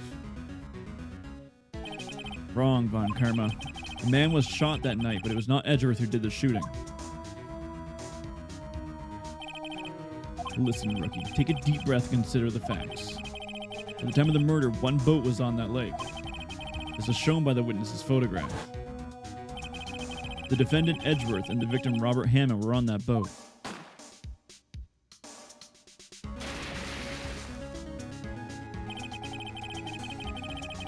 There was a gunshot fired on the boat and Robert Hammond fell into the lake. The distance of the shooting was 1 meter. It couldn't have been suicide. Well, the guilty party has to be the other man on the boat. I admit it's hard to imagine any other possibility. Yeah. But this assumes that the victim was shot at 15 minutes after midnight.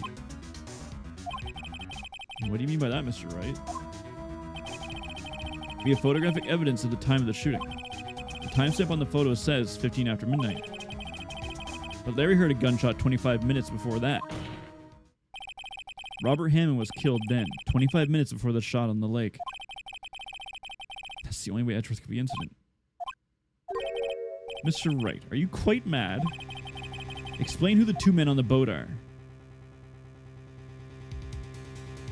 We know Edgeworth was on the boat.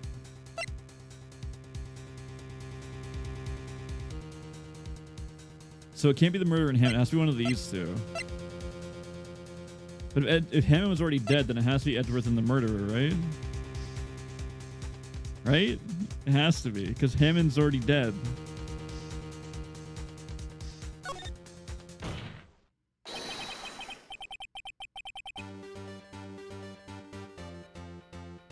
Of course, it was Edgeworth and the murderer. Oh, I gotta sit up.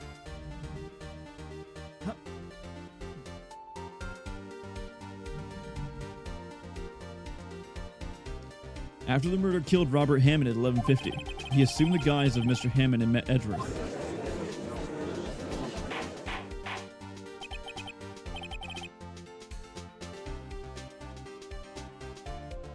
What? Are you serious? Yes, Edgeworth won't tell us why he went to the lake that night. However, I have a hunch. That night, Robert Hammond called Edgeworth to the lake. Now, Edgeworth didn't know Robert Hammond's face that well. That's why he didn't suspect anything when the murder took Robert Hammond's place. I'm not sure what to make of all this. Ludicrous. Mr. Wright, tell us the name of the murderer then. The murderer's name? Right, it's... We don't know. It's Dad, right? It's the caretaker, right? Actually, I don't know the murderer's name. You don't know. Bah, again you waste my time. I don't know because he's never told us. The murderer is the caretaker of the boat shop, that old man. At 11:50, he was the one who killed Robert Hammond. The caretaker of the boat shop? Where did he do this? There weren't any boats on the lake then. Why would he have to go out on the lake just to shoot someone? May I suggest that the real scene of the crime was not on a boat?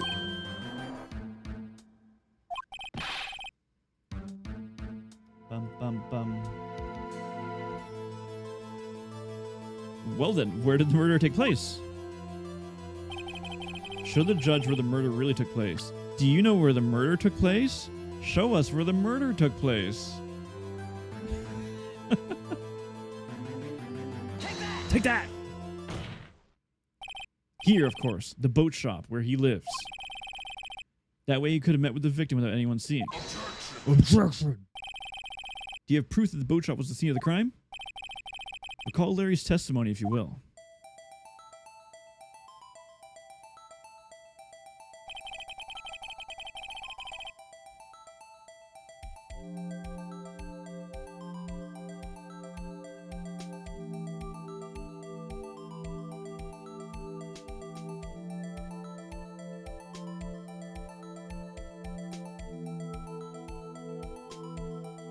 That night, he was out on the lake in a boat searching for something.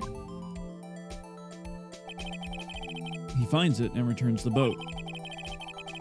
And then, just as he's starting to head home, he hears a gunshot.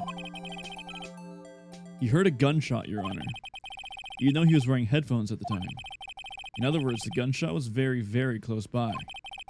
And where would that be if he just returned a boat? The boat shop. Mr. Wright, what happened that night on Gourd Lake? Please tell the court from the beginning. Yes, Your Honor. Are you sure about this? Not really, but I think if I start at the very beginning, and I take it slow, I might be able to figure this out.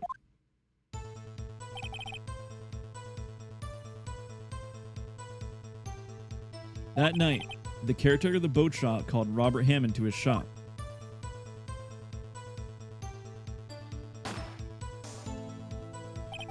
This was around 11:50. That was when the gunshot that Larry heard was fired. After that, the caretaker put on Robert Hammond's coat. He became Robert Hammond. Then he got into the boat with Edgeworth and went out into the middle of the lake. Then, who fired the pistol on the boat, Mr. Wright? Was it Edgeworth? No, because Edgeworth wouldn't have a gun. It had to have been the shop caretaker. Because Edgeworth doesn't carry a weapon on him. Of course, it was the murderer who shot the pistol. He shot twice. Both missed Edgeworth on purpose. Wait a minute. Yes? Why would he shoot twice if he didn't mean to hit anyone? Details.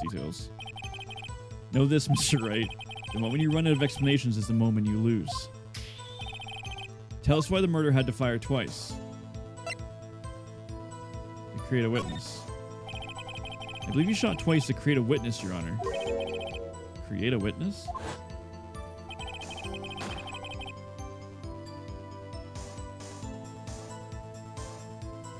The murderer lifted his pistol and fires one shot. That ensures that anyone who heard the shot would look at the lake. Indeed, Miss Hart did exactly that after hearing the first gunshot.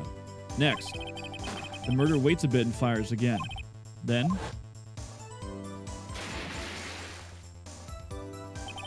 the murderer jumps from the boat himself, leaving the pistol in the boat behind him. I see. To someone looking from the edge of the lake, it would appear that one of the men on the boat had shot the other.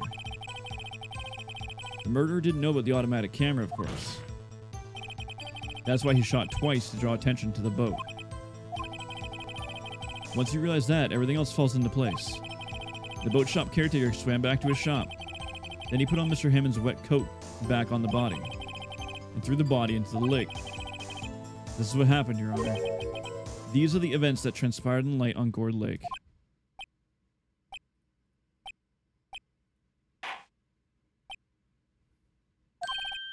Bailiff, bring out the witness from before. The boat shop caretaker, quickly.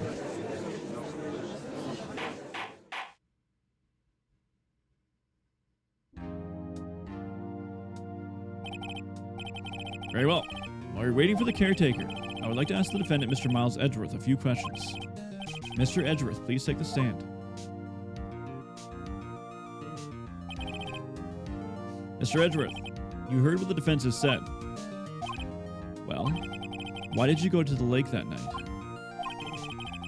What Wright had said was mostly correct. Astonishing so, actually. Yes. Several days ago, I received a letter. The letter was signed Robert Hammond. He asked me to come to the boat shop by the lake at midnight on Christmas Eve. He said that he had something very important to discuss with me. I'm sorry, I can't say what it was. We're conducting a trial here, I asked that you remain quiet. The witness has disappeared. He isn't at the boat shop either. He was a fucking trained assassin. What should I do? Find him, quickly. We cannot allow him to get away.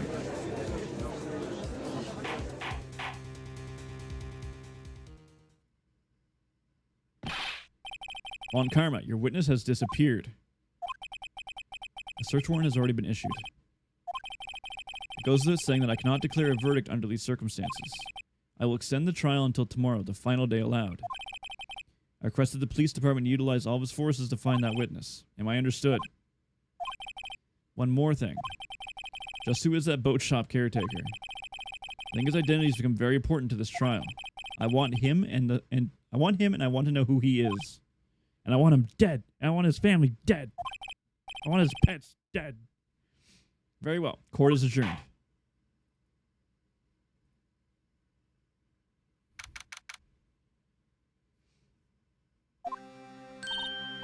He did it. Yeah. Well, at least we got out from under that guilty verdict. What about Larry? That was something else. Even Von Karma didn't know what to do with his testimony. Larry really helped us out. Sure. Once I sifted through his unique testimony. Still, he did save us.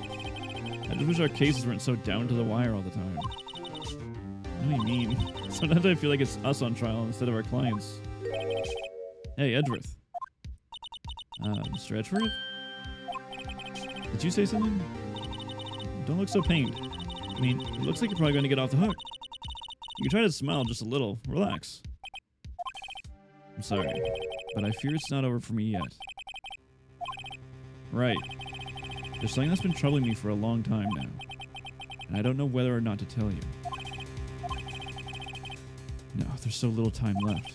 I want to tell you to get it off my chest, but I can't make up my mind. What is this about, Edgeworth? It's a nightmare I've had. A memory of a crime that I've committed. A memory of a murder.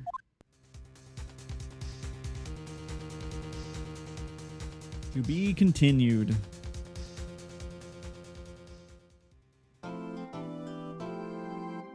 Bum ba dum bum bum.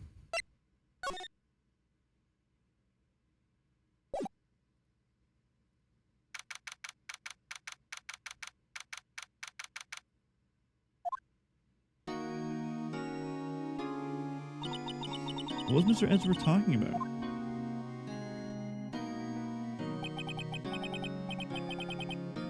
A memory of a crime that I committed. A memory of a murder. Did he shoot his dad? Do you really think Edgeworth killed? I don't believe it. Not Edgeworth. Some painful memory has been troubling him recently, but he'd never take someone's life. Never. Oh, God. What do you think of my performance today? I had them swooning in the aisles, huh, Maya? Swooning? Me? Oh, yeah, I do remember feeling faint. Right on. Tell me the truth. Was it like love at first sight, right? Right, Nick? Huh? Me? Well, maybe my heart skipped a beat or two. I think you can do better than that. Come on, I saved Edgeworth in there, dude. Edgy. You guys should be bowing before me, yeah? Bow before your hero.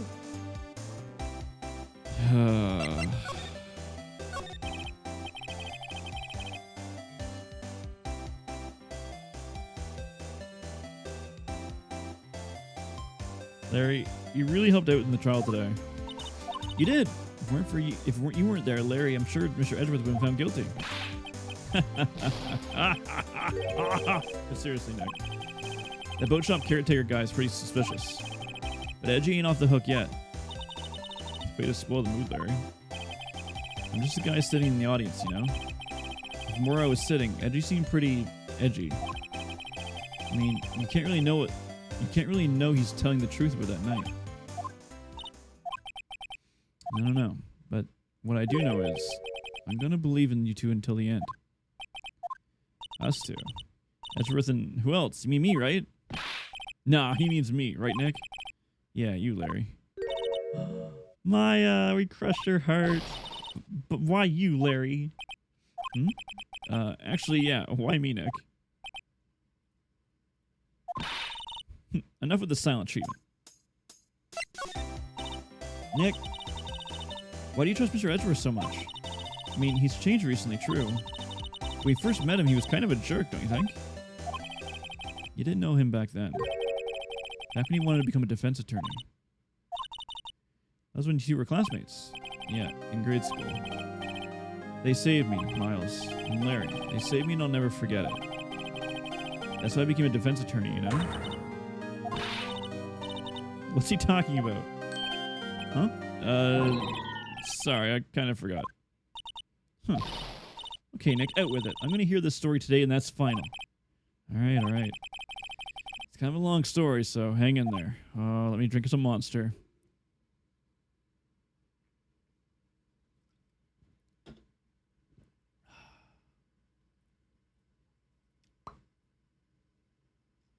Yeah, I'm not doing that. It was the very end of the 3rd grade. I was on trial, a class trial. A class trial? He was in fucking an episode of Danganronpa? Holy fuck. Edgeworth or friggin' Phoenix made it through an episode of Danganronpa? Remember Larry? Spring, end of 3rd grade? A kid in our class got his lunch money stolen. Our school is really small. Every month, kids would bring in an envelope with money for lunch from home. I see.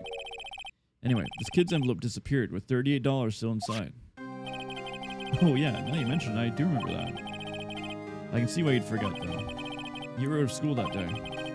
Anyway, the envelope had been stolen during PE class. I was coming down with a cold, so I skipped PE that day. I was the only one not in class. So they thought you did it? Yeah. The kids in class thought she put on trial. So the next day, we held a classroom trial with me as the defendant.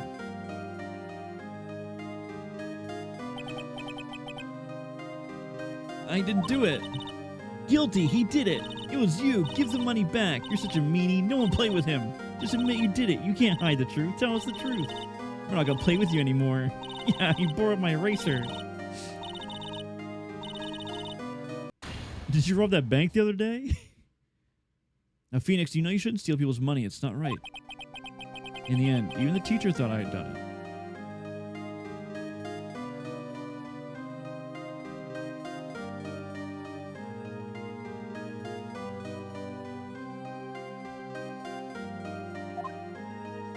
Go over and apologize, Phoenix.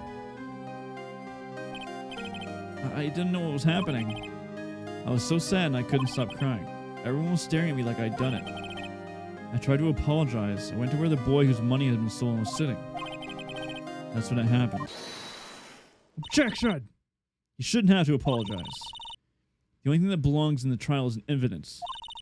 Anything else has no place. You should all be ashamed, amateurs. In his fucking suit already.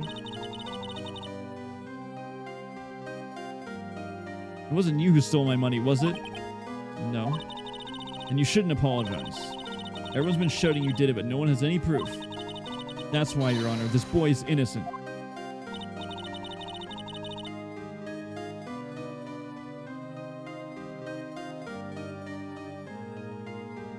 But Miles, it was your money that was stolen.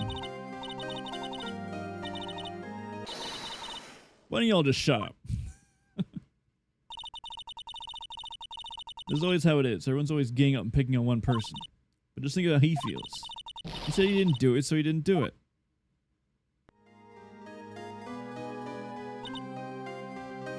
I like how even the teacher's like, yeah, fuck that kid. Very well. I'll replace the money myself. This class trial is over. And that's how it happened. After that, the three of us were the best of friends. Yeah, I had no idea either. I mean, I forgot. That's when I learned what it meant to be alone. Totally alone without a friend in the world. Yeah, well, I was just lucky that I took the day off from school.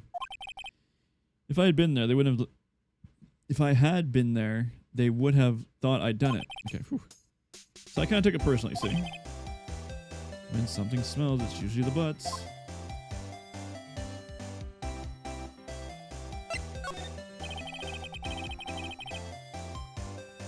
Anyway, Edgeworth and I talked after that class trial. That's when I heard his father was a defense attorney. Remember his eyes would shine when he talked about his father. I'm going to become a defense attorney just like my father. A famous defense attorney. And a few months later, he suddenly transferred to another school. Right. I'm not sure, but the transfer probably had to do with his father's death. It was several years later when I heard Edgeworth's name again. There was an article about him in the newspaper. The headline was something like Dark Suspicions of a Demon Attorney. Fabricating evidence, manipulating testimonies, covering up facts. The article said he'd do anything to get a guilty verdict. Anything.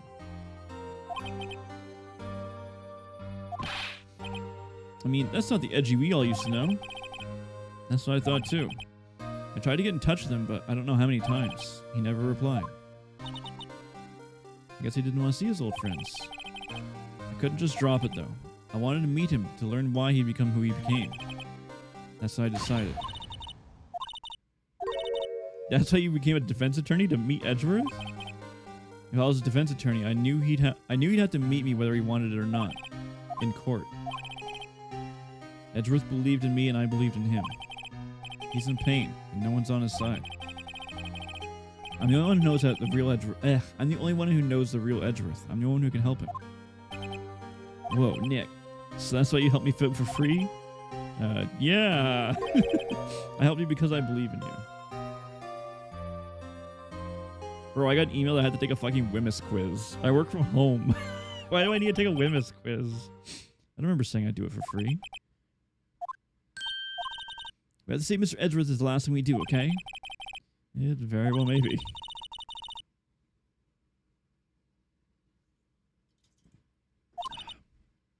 We need to find out who or what he is. I'll settle for who. I guess I can clean up some of this evidence I no longer need. Alright, let's go.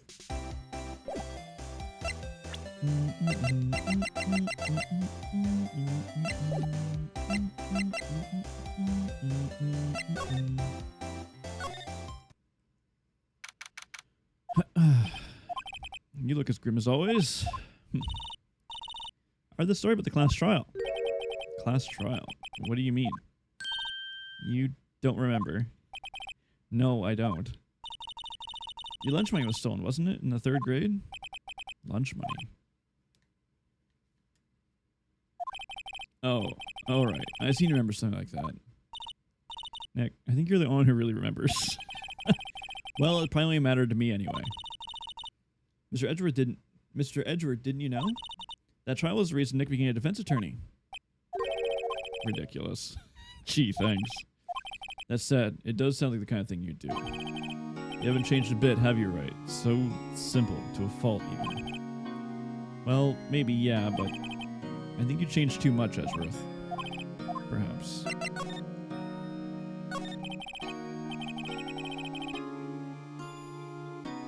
Hey, Edgeworth, why did you become a prosecutor anyway? You used to look up to your dad. You said you want to be a defense attorney, right? I couldn't let myself deny reality like you. What do you mean? My father was taken from me, and you want me to defend criminals? I'm sorry, Wright, but I'm not that good of a person. One suspect was apprehended in your father's murder, right? A man trapped in the elevator with my father. His name was Yanni Yogi. He had to be the shooter any way you look at it. Yet, he was found innocent. The defense attorney got him off the hook. That'd be Robert Hammond. On that day, 15 years ago, the 3 of us were trapped in an elevator for 5 hours. When we were rescued, we all suffered oxygen deprivation. I'd lost all memory of the murder. Even now, I can't recall what happened in that elevator.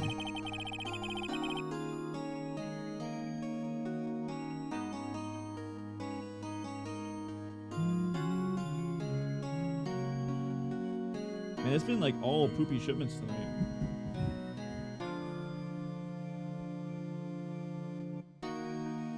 That was the crux of Yogi's attorney's argument in court.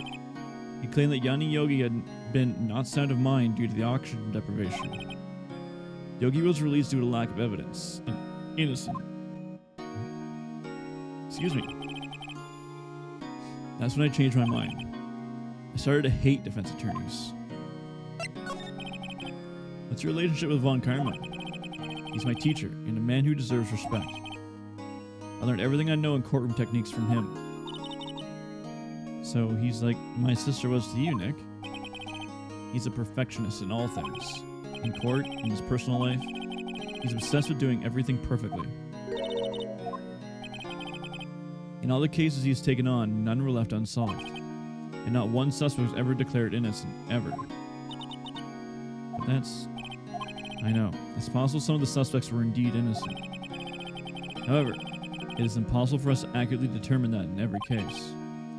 All Von Karma does is his job to find the suspect guilty perfectly. In any case, it's nigh well impossible to find a weakness in him. Should a weakness appear, he would do everything in his power to make it go away. Edgeworth? What you're saying is true. You're headed for a guilty sentence tomorrow. I mean, he already has. It's a strange situation which I find myself, I'll admit. No kidding.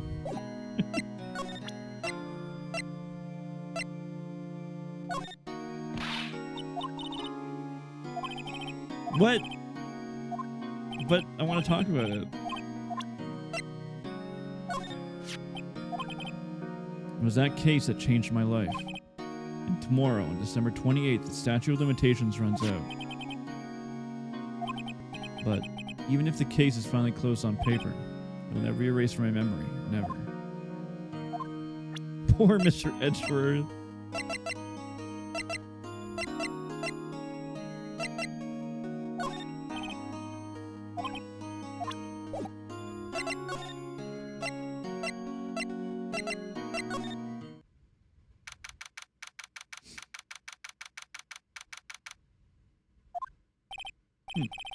Looks like Detective Gumshoe's gotten back yet.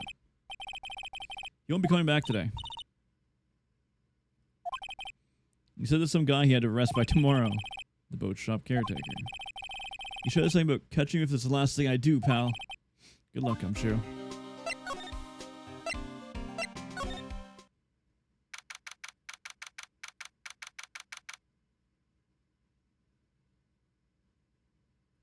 Is an actuator a motor?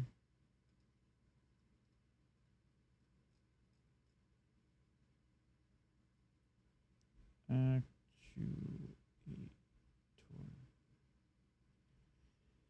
I'm gonna say yes.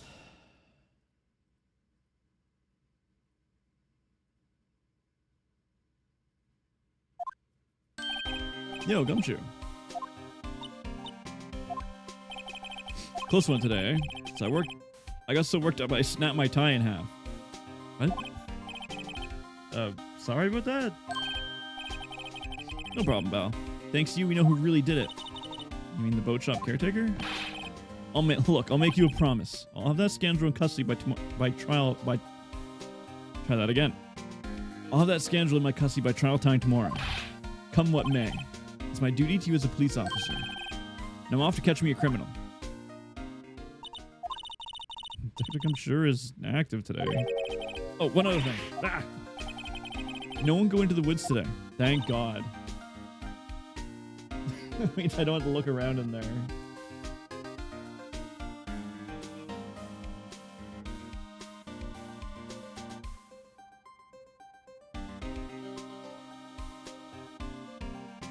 The woods, where Lotta was camping? The woods are off limits to camping, and apparently the park ranger found out. He got pretty mad. No one can go in for a while. I guess Lotta's in a lot of trouble. Anyway, I'll be seeing you tomorrow. Alright, we examine everything again.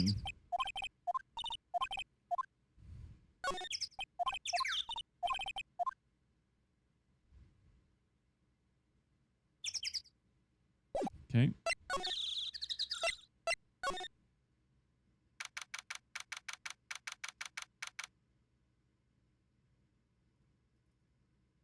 But I got like an eyelash or something, like an eye booger in my eye or something. I can't see. The steel eyesore is missing.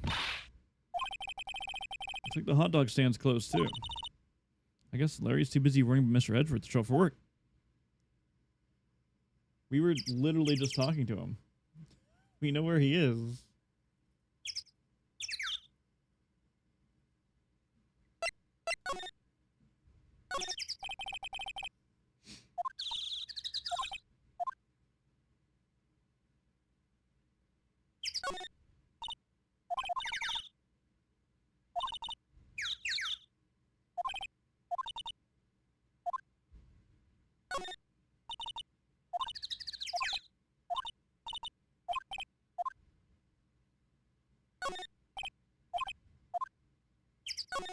Okay.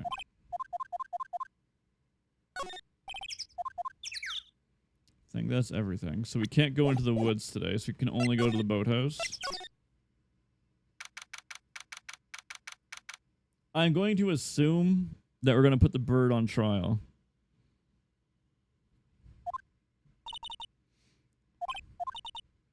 I never imagined he might be the real murderer. Ah, him! I know that clearing up the throat anywhere. Grossberg.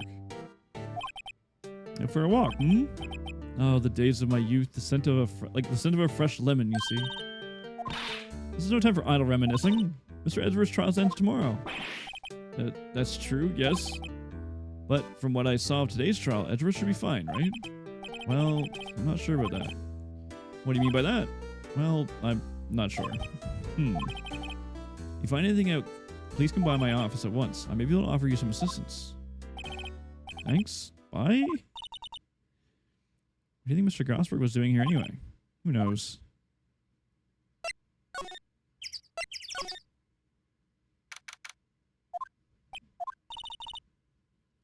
No one's home.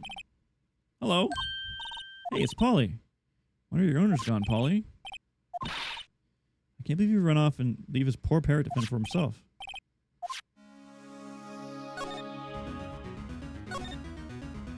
That reminds you, Nick. Polly knows the number to the safe, right? Yeah, that's right.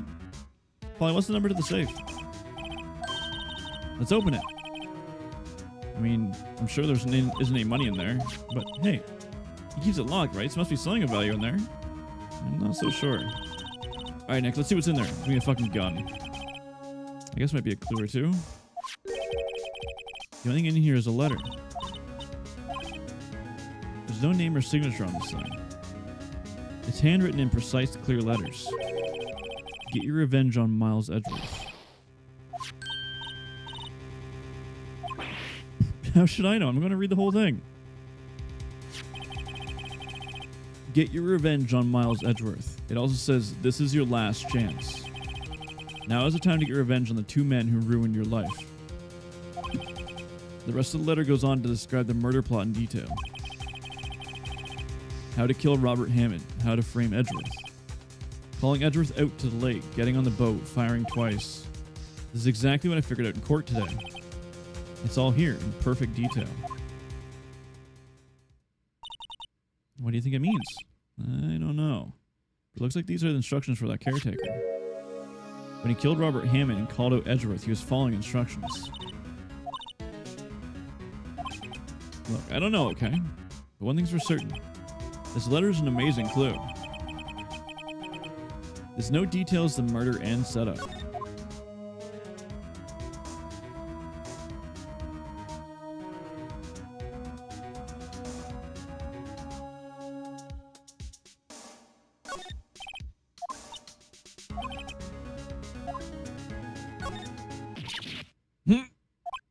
What's wrong?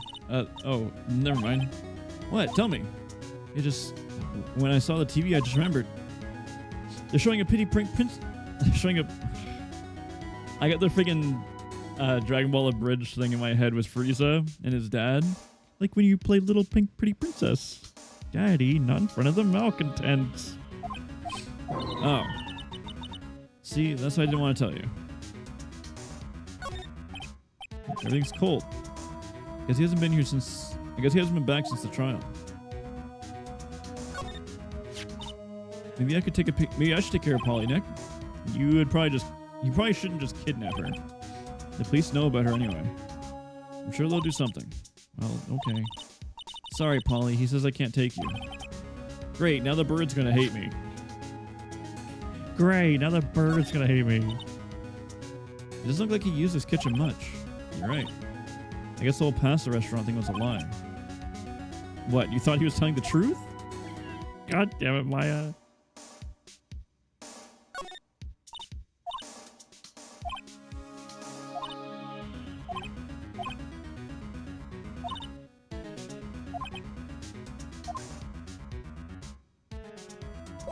That's everything in here.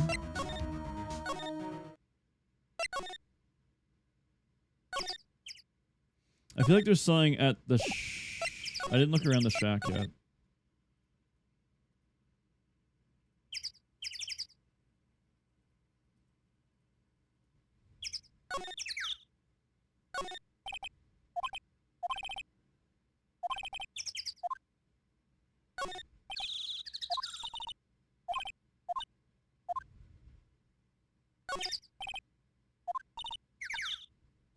There's someone in there. You're right, there's a few policemen in there. Must be looking for the caretaker. Good luck.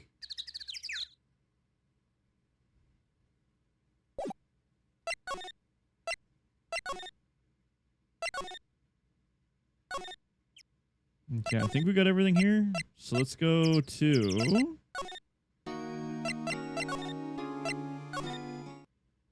Talk to you.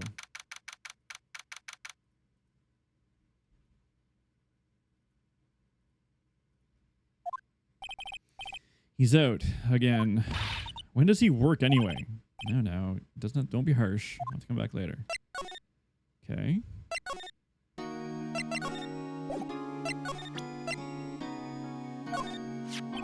Edgeworth, see this letter? This came out of the safe in the shack where the boat rental caretaker lives. I see. Revenge on me? Who is that old guy anyway? I don't know. Could he be an innocent defendant you could... Yeah, could he be an innocent defendant you got declared guilty or something? Nice try, Wright. But I don't remember that old man, not at all. So he was following this letter then. Which means that there was someone else behind this. 2 men, meaning myself and Robert Hammond. It all says this is your last chance. Last chance. Wait, maybe he's talking about the statute of limitations on the DL6 incident. That old man. Could he be Yogi? The suspect in the DL6 incident, the one who was found innocent.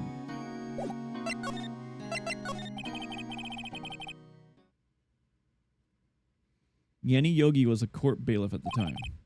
He just happened to be in that elevator together 15 years ago.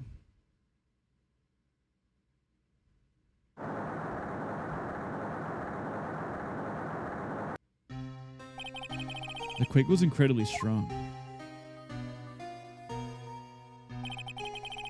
Before I knew it, everything was dark. We were there for so long, it felt like forever. The air thinned and darkness closed in on us in that little box. We became unsettled. I can't breathe. You're not making this any easier. I want to get out. Help. Get us out. Don't shout. You'll just use up more oxygen.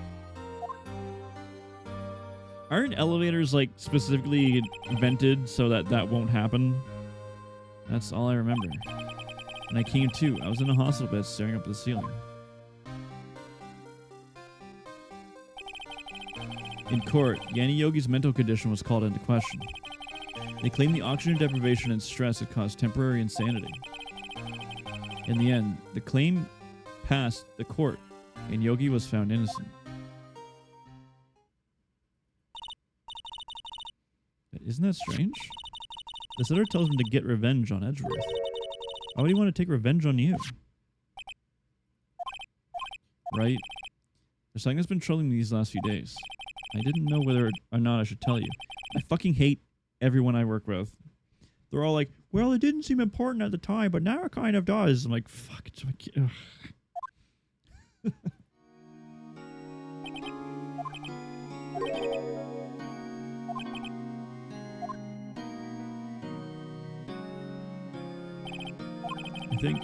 I think the time has come to tell all.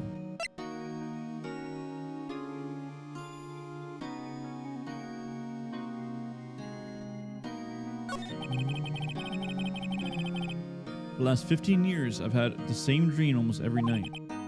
I wake up in a fearful sweat every time. It's a dream about my father's killing in the dark.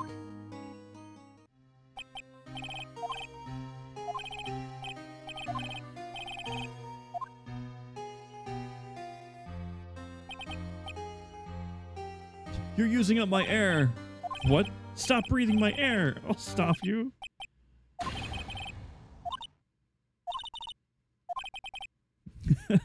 Stop breathing my air. Fuck you, it's my air.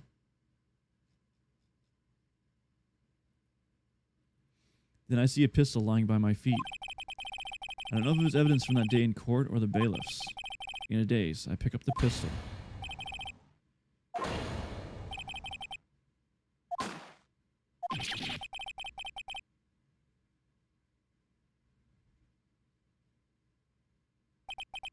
And with that scream, I wake. It's a bone-chilling scream. A scream that's rung in my ears for the past 15 years. It's my air. I'll fight you for it. That thought is the only thing that's kept me sane for the last 15 years. But what if I'm wrong? What if it's real? They said sometimes people shut out memories in self-defense. Maybe it was I who killed my father. If you think about it that way, this letter makes sense. Get your revenge on Miles Edgeworth. Think about it. Yogi was really innocent. That's why he wanted revenge against me. You mean it was me? I was the true criminal to DL6. I shot my father. Well, this ain't good. I'm just gonna pretend I didn't hear this shit. What are we gonna do? What can we do? I don't know. I don't think there's anything we can do, like it or not. If there's someone else who knows a lot about the DL6 incident, maybe...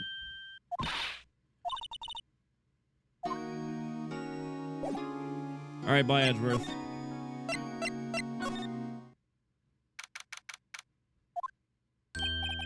Mr. Crossbird. Oh, hello there. What's wrong? You look troubled. No kidding. I can't believe you're not. My. Just calm down and tell me what happened. Mr. Edgeworth, he... Poor Maya. I see. So Edgeworth dreamt that he shot his own father.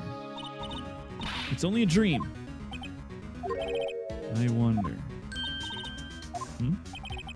If that's the case, then why do you two look so troubled?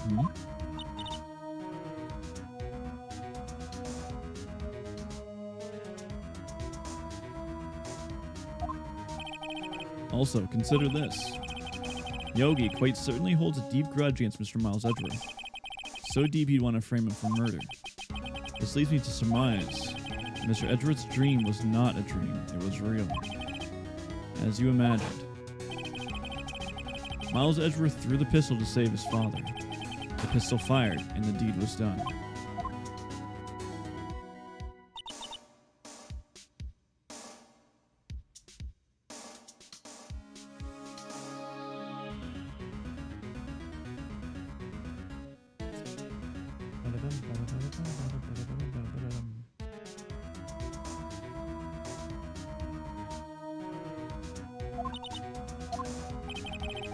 Yogi was suspected of murder, and his career as a bailiff was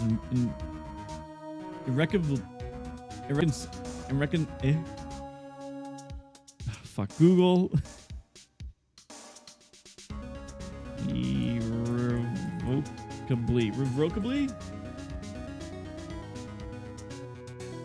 Irrevocably, in a way that cannot be changed, reversed, or recovered. Thus, he sought revenge on Miles Edgeworth. This was his last chance, of course, with the statute of limitations so close. What do you know about Edgeworth's father? He was a defense attorney without peer. It sounds trite, but it's true. Well, he may have had one peer now I think about it. Your mentor, Mia Fey.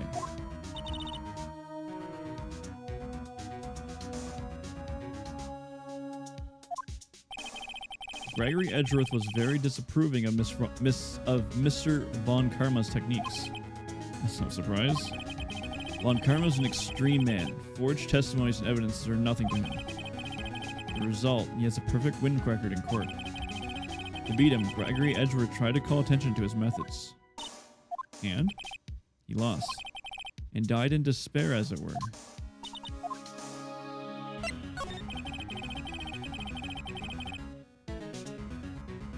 When Gregory Edgeworth was killed, the police called on a spirit medium. That was your mother, Misty Fey. I'm Gregory Edgeworth. I have been killed. The one who shot me was the bailiff, Yanni Yogi. Yet, Yogi was found innocent. That's when my mother left us. Everyone called her a fraud. That's right. Everyone thought she was, you see. Yet, now that I think about it, it seems the one who lied was Gregory Edgeworth's ghost. Gregory Edgeworth must have known who shot him. I don't believe it. So you're saying he falsified his testimony? That Edgeworth's dad lied to protect his son? It's only a possibility, mind you, but a possibility nonetheless.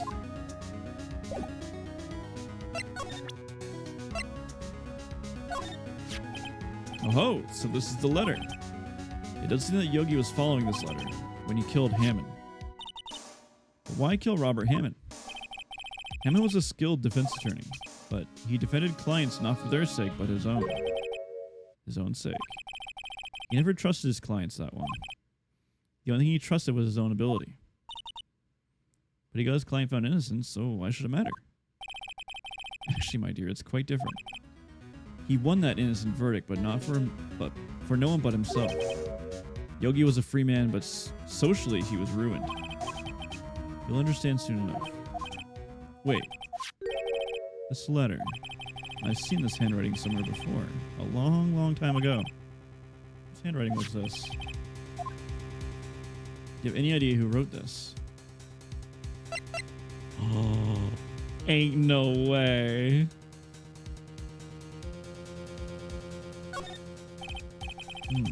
Could have been Von Karma? Von Karma? Why would he have something to do with this?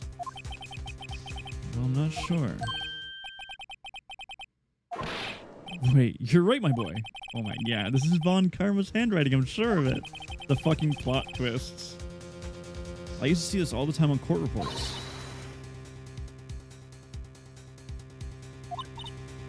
The one who told Mr. Yogi to kill was... correct. Manfred Von Karma himself. What does this mean then? Why would Von Karma want to frame Edgeworth?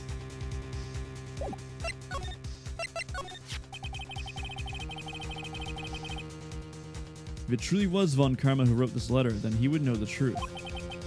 He would know that Miles Edgeworth had accidentally killed his own father.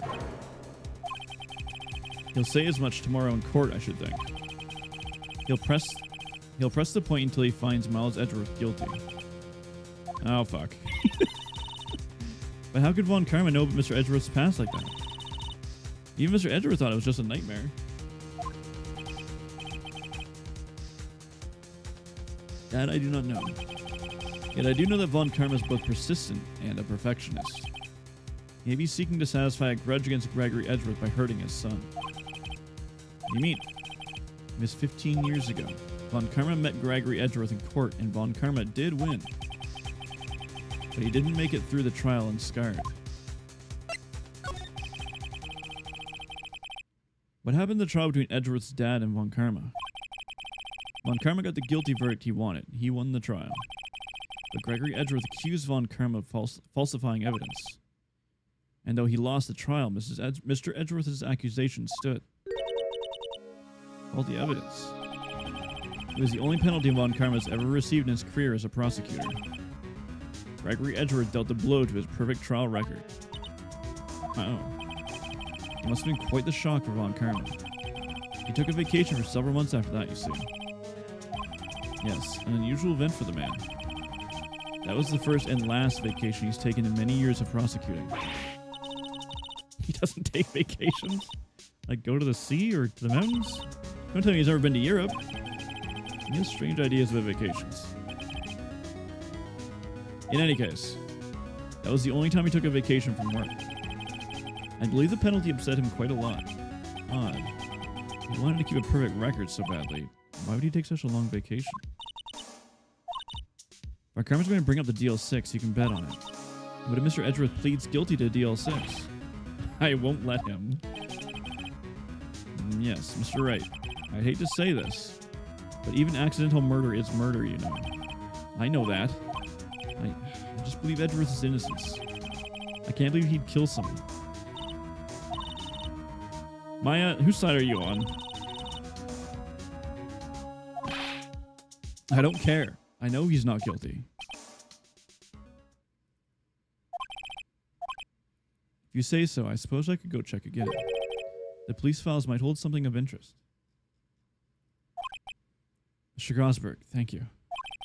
I can't promise anything. In fact, I think the chances of finding something are slim. The police materials, Well, let's go take a look-ski, shall we?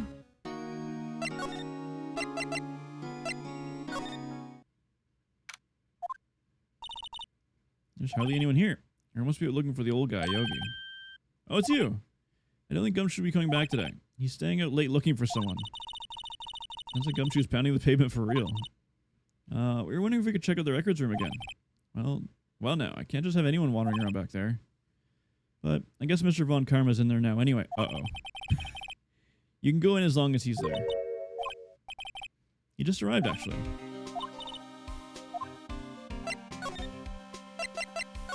This ain't gonna be good. He's gonna shoot us?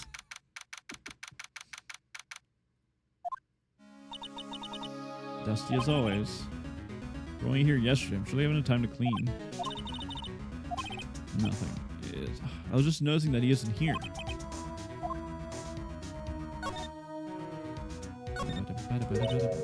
One of the drawers here is open. Someone must have been looking in it recently. The label says unsolved cases evidence. Unsolved cases. The file for DL6 is completely empty. Ah! Ooh. He looks way better in court. Von Karma. You. How do you know my name? Huh? Huh? Have we met?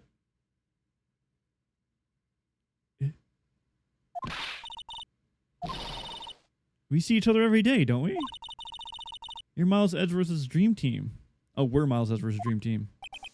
Defense team. I beg your pardon. You see, I rarely remember defense attorneys. They're like bugs to me. Needless things to be crushed. Okay, so it is the same guy. I can see how this guy was Edgeworth's mentor. Mr. Edgeworth is your student, right? A romanticist who still can't shed that veneer of amateurism. Wow. Just like his father, always second rate. Mr. Von Karma, you had an axe to grind Mr. Gregory Edgeworth, didn't you? Me, a grudge against a mere defense attorney. Why? Because he dealt a blow to your otherwise perfect trial record. So you did. What I don't get is, why did you take his son under your wing afterwards? The son of your most bitter rival. That, my dear attorney, is none of your business. Tomorrow will be the last day of this trial. It's been a while since I've had a defense attorney last this long. Still, you will lose in the end. Miles Edgeworth will admit his own guilt. His guilt of 15 years ago, you mean? You're quite the researcher. If you've done your homework so well, then certainly you must understand. You know what Miles Edgeworth will tell the court tomorrow. So Von Karma's going to bring up the DL6 in court tomorrow. This should be good. Mr. Von Karma, have a look at this. This was you, wasn't it? You instructed Yanni Yogi to commit murder. Yanni Yogi. How many years has it been since I've heard him called by that name? He's a fool. I told him to burn it after he read it. Yes, my dear defense attorney. Thank you for taking the trouble to bring it to me. You've saved me a lot of needless hassle. He's gonna shoot me! Oh my god, taser! Oh my fucking god! A stun gun for self-defense, usually. Indeed. 600,000 volts will course through your body like a dog touching an electrical fence. 600,000. Don't worry, people don't usually die. People don't die from it, usually. Now, give me the letter. No. Whoa, what are you? Maya's fucking dead. Maya. Ah!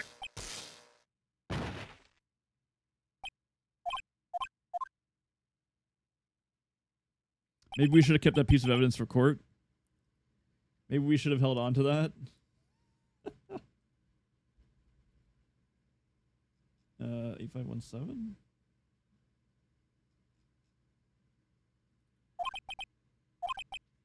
And he took the DL6 evidence, all of it. Back to having no clues. Wait, Maya jumped first. Maya, is she okay? Maya. She's fucking dead.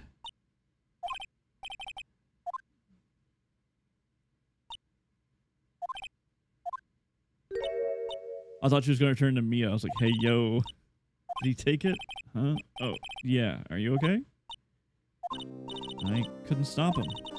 I jumped as fast as I could, but one shot from the thing knocked me out cold. I'm useless. I'm no good as a lawyer or a medium. What? My brother in Christ, you got electrocuted. What does that have to do with either of these things? I can't stand 60,000 volts. I'm a useless lawyer and spirit medium.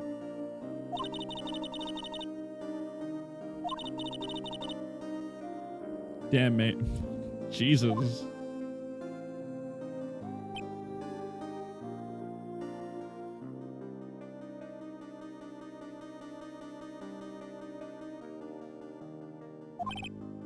There must be some way I can help her. Better do something about her self-confidence first. Maya, she's holding something. A bullet? DL6 incident number 7, taken from the heart of Gregory Edgeworth. I remember. Von Karma was holding this when Maya jumped him. Still bears clear ballistic markings. I'll prove it to you, Maya. You're most definitely not useless. I'll prove it to you in court tomorrow. To be continued.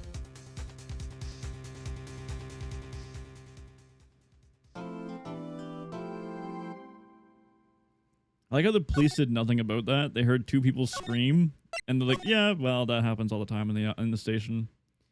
Final day.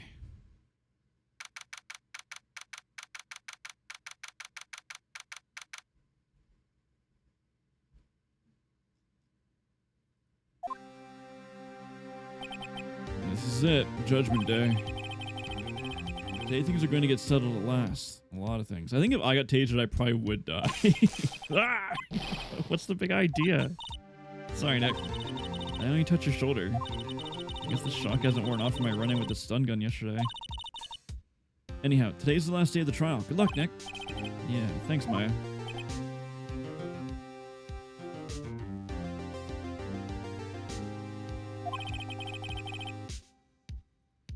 Edgeworth is looking glum as always. Hopefully Karma doesn't push him too hard. What are you doing? Sorry, I'm sorry. I just thought I'd cheer you with a little pat on the back. Maya, maybe you should go outside and discharge. Right, good idea.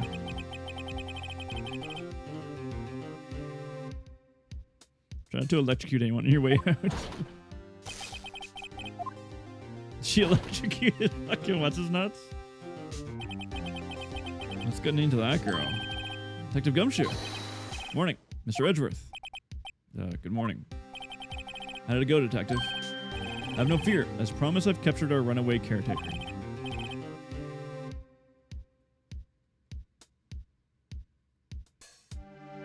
I just brought him in. Took all night, pal. Thanks, Detective. You must be tired. Actually, after that shock I got on the way in, I feel pretty good.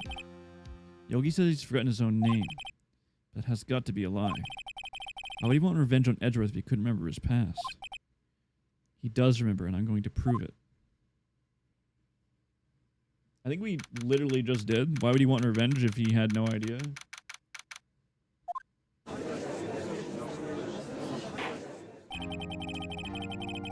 Court is now in session for the trial of Mr. Edgeworth. Oh? Right, very well. We've reached the final day of our proceedings in this trial. I ask that the prosecution submit decisive evidence. Come on, don't be awed and just silence by every little thing he says. Very well, Mr. Von Karma, your opening statement. Thanks to Detective Gumshoe's efforts, the boat rental shop caretaker has been arrested. In yesterday's trial, the defense asserted that the caretaker was the murderer. However, the caretaker has yet to confirm this. I'd like to ask the defense to cross-examine him as much as necessary. Please bring the witness into the courtroom. Ladies and gentlemen of the court, I believe you all remember our witness. He lives in the boat rental shop on the lake where he witnessed the incident. In addition, he has currently lost his memory of his name and identity. Why did you run away yesterday? The witness was not running away, as he will now testify. Very well, please begin your testimony.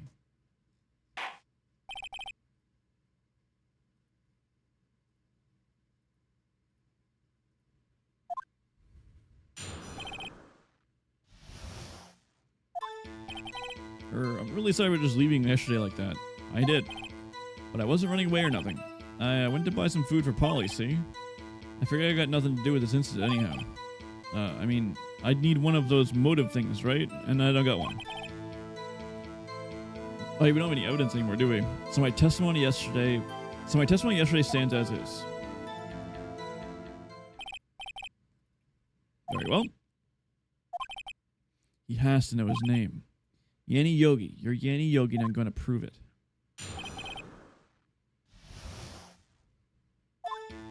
Okay, what do we have for evidence? Wait, we still have the DL6 file? Von Karma didn't take this shit?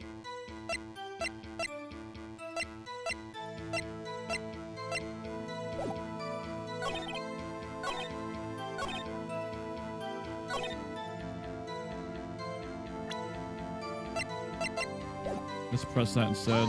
Hold it! How can you say you had no motive? I say you do. You had a grudge against Edgeworth and the victim, Robert Hammond. That's why you took revenge on them, right? Please don't make me repeat myself, Mr. Wright. This witness has no memory of anything beyond several years ago. He can't hold a grudge. It's impossible. I have to prove he's lying about his memory. Otherwise, it's going to be the same thing over and over again until the trial ends. First things first, I have to prove this man is who he is. Do that and the motive will prove itself.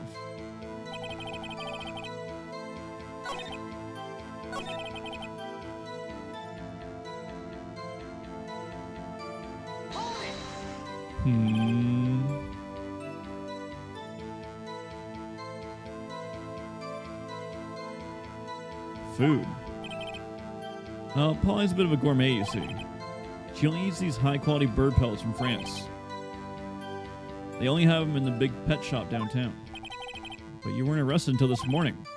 Why didn't you go back to the caretaker shack? Well, I kind of got lost, you see?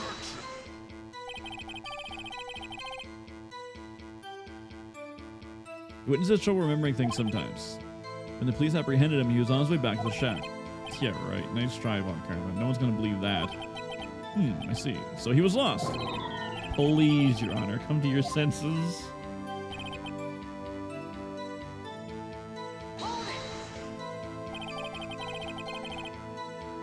You've lost much of your memory, is that correct?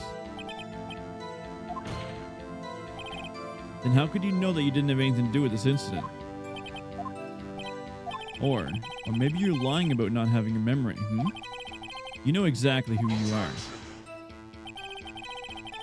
The witnesses testified quite clearly he has no memory of who he is.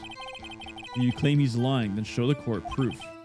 Am I supposed to prove what's going on in that old cogger's head? It's impossible.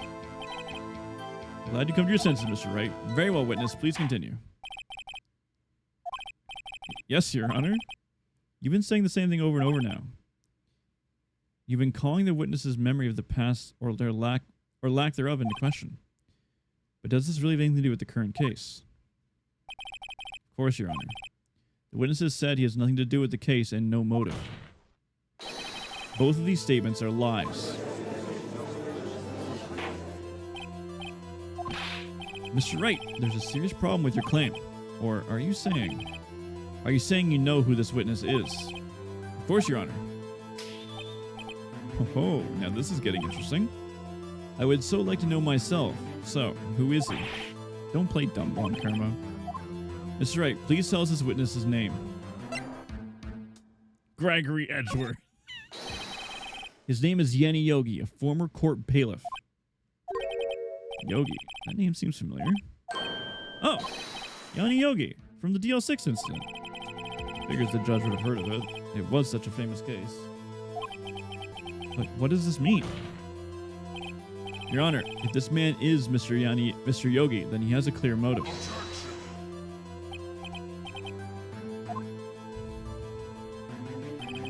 Jumping to conclusions again, Mr. Wright. This witness is Yanni Yogi? Fascinating. However, how do you propose to prove this to the court? This is a court of law, as you may recall. It wasn't you, Ray. Sit down. You need proof. Allow me to repeat once more that the witness has lost his memory. This is it. I have to do this now. I can't prove he's Yogi right here, right now. Then I've got nowhere else to go.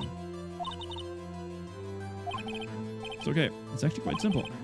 Your Honor, please take this man's fingerprints. Then we'll compare them to the fingerprints on the file for Yanni Yogi 15 years ago. I see. That makes sense.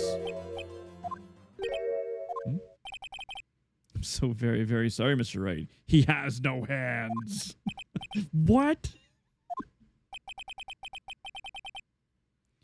Of course he doesn't. Of course he doesn't. What? What? No fingerprints.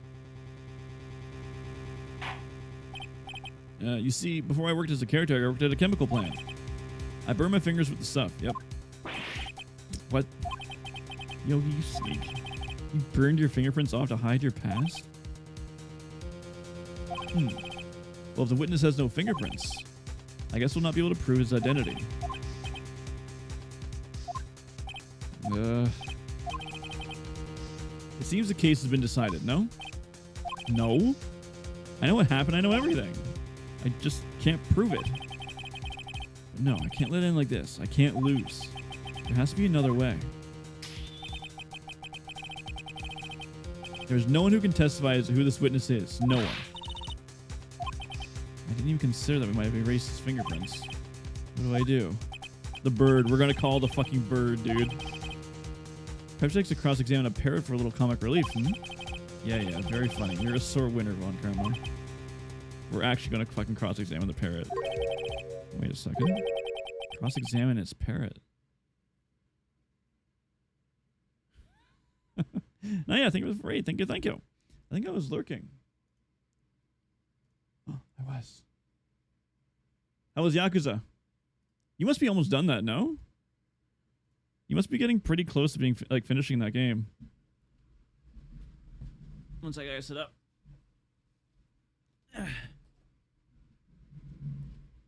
Just got done with chapter 12. Yeah, you're probably almost done. I want to get into the Yakuza series, but whenever I play them, I always get sidetracked, and then I just stop playing. I'm like, ooh, look at this Mahjong. And then I spend the entire 30 hours playing Mahjong. And I don't get anything done. But the series is so good.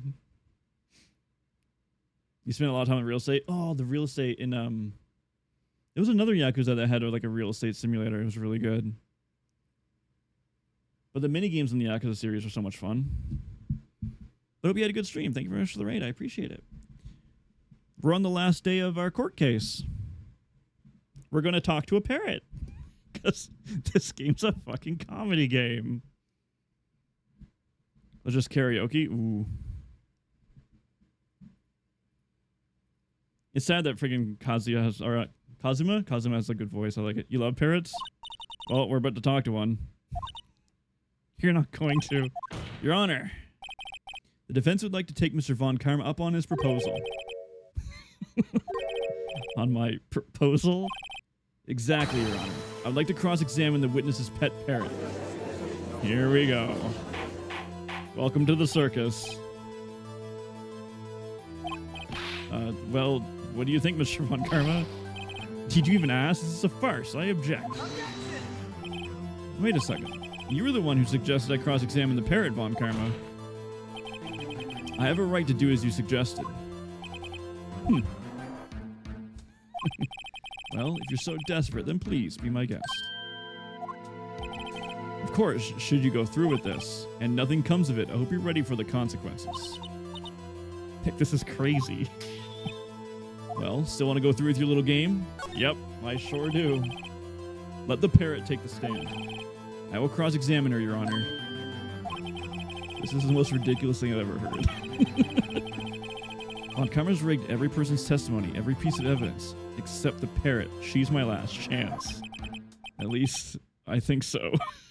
I'm so ridiculously excited for this. Bailiff, bring in the parrot. This is the stupidest fucking thing I've ever done. Hi, Polly. That's quite a bird. Please, tell us your name. Name. The witness is ignoring me. It must hurt to be ignored by a bird. Very well. Witness. Who is your owner? Please testify for us.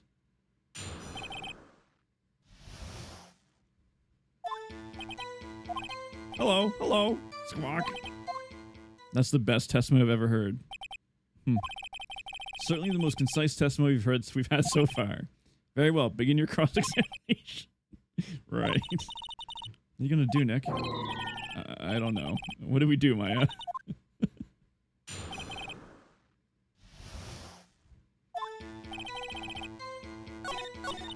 Well, I guess we should try to get some information out of her.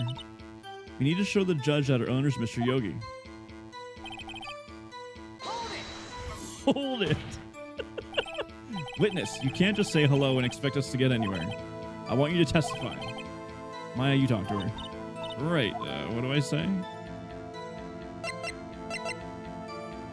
Have we forgotten something?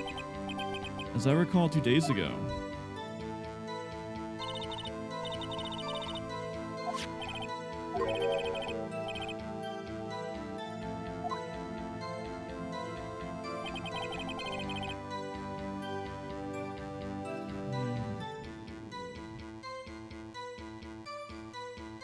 Oop. If I can get Polly to say that here, that will prove that the caretaker has something to do with DL6. Polly, have we forgotten something? Hello? Fuck you, bird. You piece of shit. That's not what you're supposed to say. Forgot. Something we forgot. I can't believe the bird is lying in its fucking testimony. That's unbelievable. This is ridiculous. Why won't she say it? Something the matter, Mr. Wright? Wait, don't tell me Von Karma expected this. He could have retrained the parrot, could he? Did he train her to not respond when we asked if we'd forgotten anything? Consume the parrot. Your Honor, I wish to eat the bird.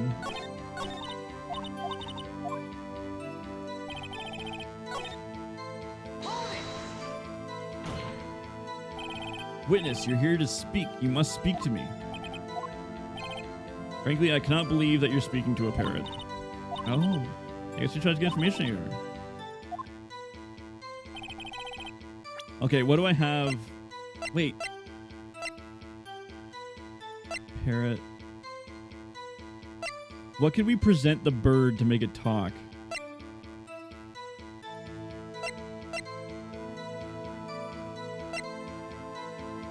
You're loving this game? I am in pain.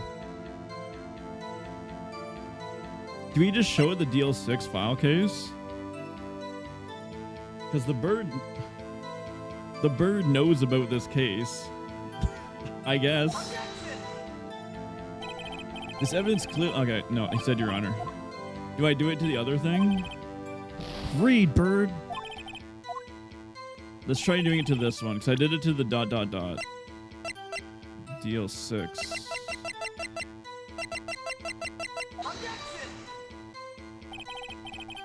Okay, so it's not that.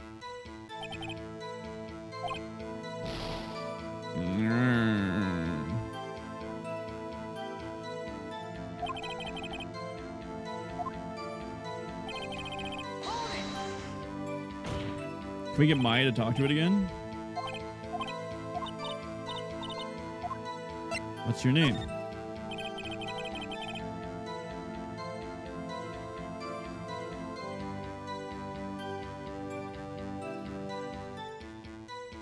Maybe I should get her to say her name. Polly, Polly, what's your name? Polly, Polly. Squawk. Mr. Wright, I think we've established that the parrot is named Polly. Does this have anything to do with her owner's identity? Of course it does. Yes, it does. Fascinating. You claim the parrot's name will prove her owner's identity. Then show us this proof. You think taking this bluffing a little too far? Listen, we're not here to answer the question of who is the caretaker. We're here to prove that he's Yanni Yogi. All we have to do is tie the name Polly to Yogi. Your Honor, the proof the parrot's name reveals the caretaker's identity is... Okay, that's why the DL6 case file. The DL6 case file. Oops. One sec.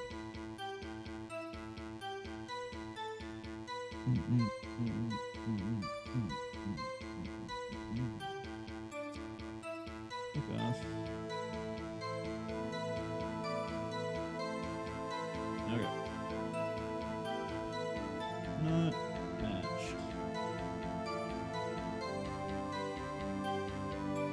Delete. That's quite a large file you have over there. Which page is this proof on then? Show us or stop wasting our time. Very well, Mr. Wright, please show us the page. Where in this file is the information connected to this parrot's name? Chat. Victim was Edgeworth's father. Suspect would be Yogi, right? It's on the page. It's on the suspect data page. Victim data? No, that's Edgeworth's father. This page is all the information about Yanni Yogi. Right after he was arrested, his fiancée committed suicide. See? Yes, indeed, it does say that. What was his fiancée's name? If it was Polly, I swear to God. Oh my God. I fucking hate this game so much. Exactly, Your Honor. He wanted to remember the name of his fiancée who committed suicide. That's why he named his parrot after her. I see. I guess that's possible. A mere coincidence, that's all. My granddaughter has a dog she calls Phoenix. Well, Mr. Phoenix Wright, does this make you my granddaughter's fiancé? She's only 7 years old. Indeed. Alone is very weak for evidence in a murder trial. We would need some other collaborating evidence. How am I going to find that? If we can just find one more piece of evidence. Right, but what? Very well, witness, you may continue. Thanks. Great continuing.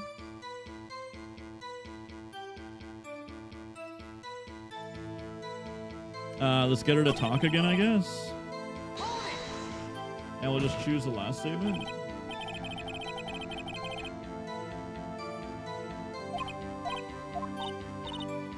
Okay, so we tried forgotten, we tried name. What's the safe number? Maybe I'll get her to say that number of the safe. Safe. Let's just try to get her to say anything, okay? Polly, what was the number of the safe in the shack? 1228. 1228. My, what a reckless parrot. Well, Mr. Wright, you aren't claiming this number has something to do with the caretaker. Actually, it does. Actually, it does. That's why I had her say it. How can the number to a safe tell us who the caretaker is? Show us your proof. What could possibly link this? Keepo, thank you for the follow. I appreciate it. Thank you, thank you. I'm assuming it's the case file again. What is this obsession you have with this case? Shut up. It's my case. I'm allowed to talk to the bird.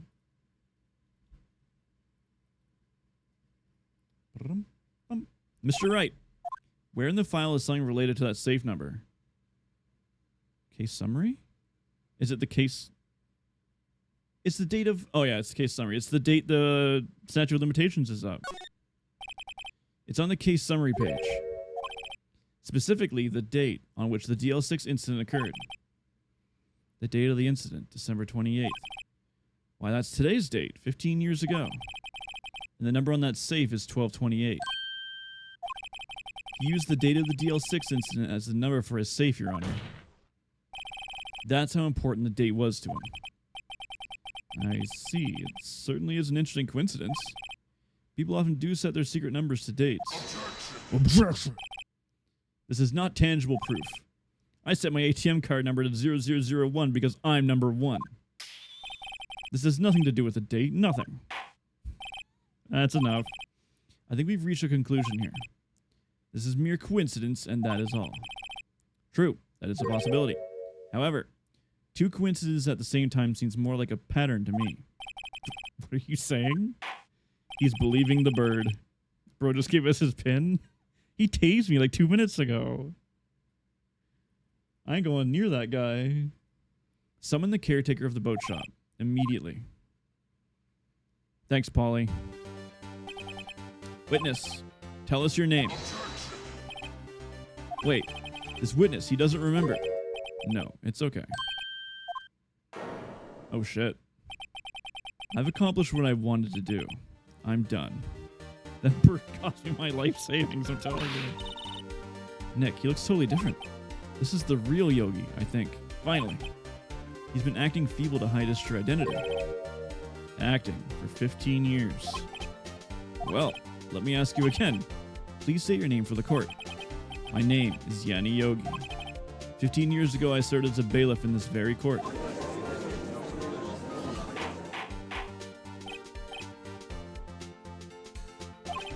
Yanni Yogi. So it was you who killed Robert Hammond and tried to frame Miles Edgeworth for his death. Yes, it was me. I did it. They put me on the witness stand 15 years ago. Robert Hammond, he said I was mentally unsound. He told me it would make me innocent, get me off the hook. So I pretended to have brain damage. I was innocent, really, but he didn't believe me. We won the trial, but I lost everything. I lost my job, my fiance, my social standing. Then, this year, 15 years later, a package arrived. It was a letter and a pistol. The plan was written out in careful detail. It was a plan for me to take my revenge on the people who ruined my life. I didn't care who had sent it. I thought this was my chance. After 15 years, this was it. Finally a chance to have my revenge on Robert Hammond and Miles Edgeworth. I have no regrets. Wait a moment. Revenge against Miles Edgeworth? What do you mean? I'm not at liberty to speak on that matter. I guess. Why don't you ask Mr. Edgeworth yourself? Yeah. Ben! Thank you for the raid. Everyone's raiding me during my court case. You missed us talk to a bird.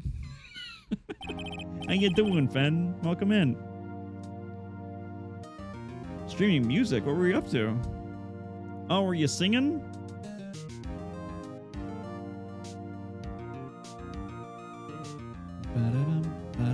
Ember, welcome in. Hope you had a good stream. Eddie, welcome in.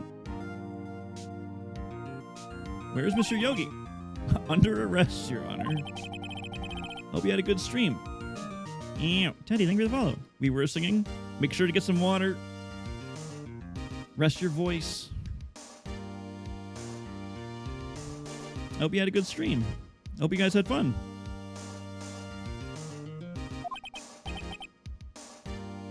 We're almost done our court case, I think. We'll see how today goes.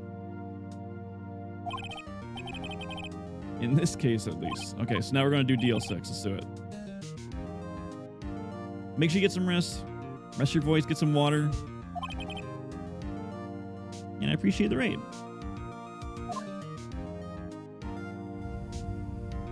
All right, Edgeworth, let's do this.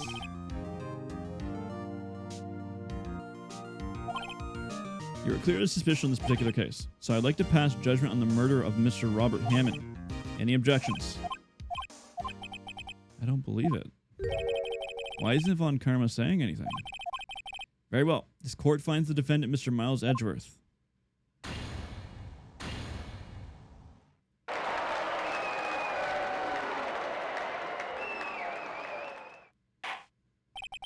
That is all. This court is adjourned.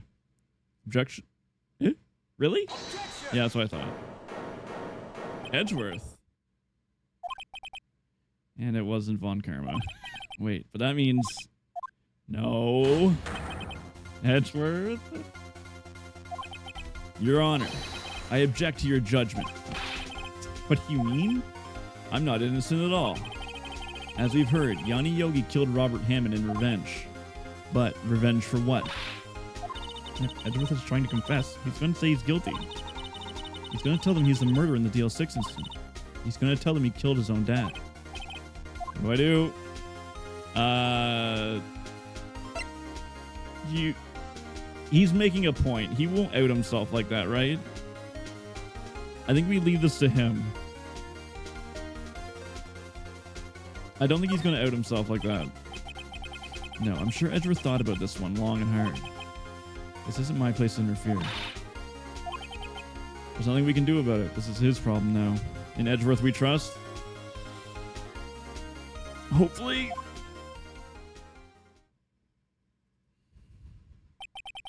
For 15 years, I've had a reoccurring dream. A nightmare. It's only a nightmare. That's what I told myself. But now I know it wasn't a dream. Yanni Yogi wasn't the killer. You mean in the incident where your father died? From the distance of the shot, it wasn't suicide either. Everything was clear as day. The murderer, the criminal in the DL6 incident, It was me. Fuck. Shit, we should have objected. Your Honor, I confess my guilt. I am guilty for the DL6 statute of limitations which ends today. The culprit is me.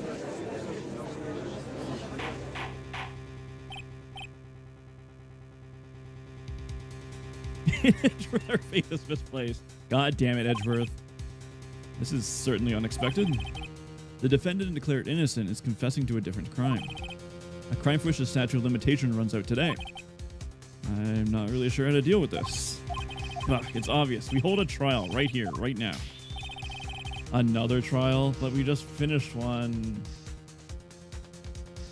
We can try this man for the crime of 15 years ago.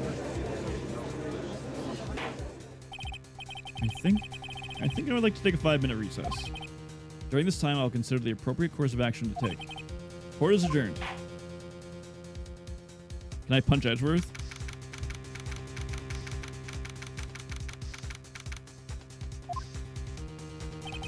I'm sorry, Wright.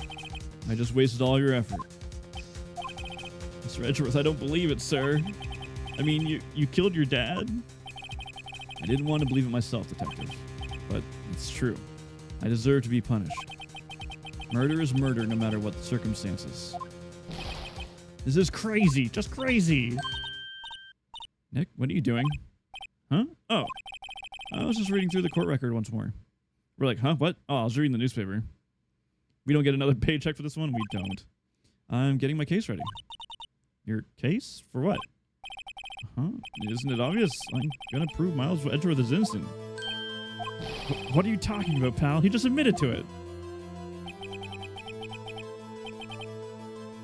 He confessed that he did it in court. I'm sorry, Edgeworth, but I don't believe your nightmare. What? It's just a dream. It's not real. The truth is right here in this court record. In any case, tighten your belts. A real fight's just beginning. I'll prove you're innocent. Trust me. Aww.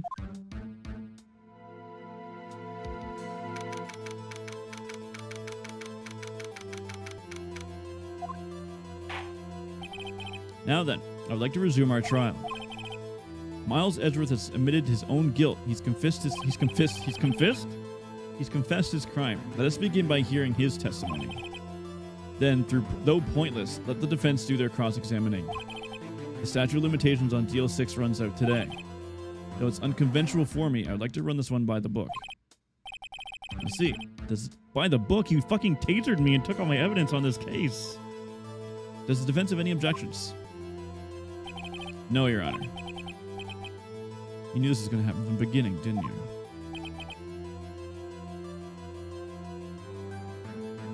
Bum, bum, bum, bum, bum, bum, bum, bum. One second, I need to check my email really quick. Okay, very well. Will Miles Edgeworth take the stand? And then proceed to threaten me with extreme justice. He did. We're like, hey man, did you see this letter? He's like, give me that letter. I'm like, no. And he give it to me. I'm like, no. And then he tased me and took it. Will the witness state his name and profession? Please, Edgeworth. Please fuck this up. I want you to not say, oh, I'm a prosecuting attorney.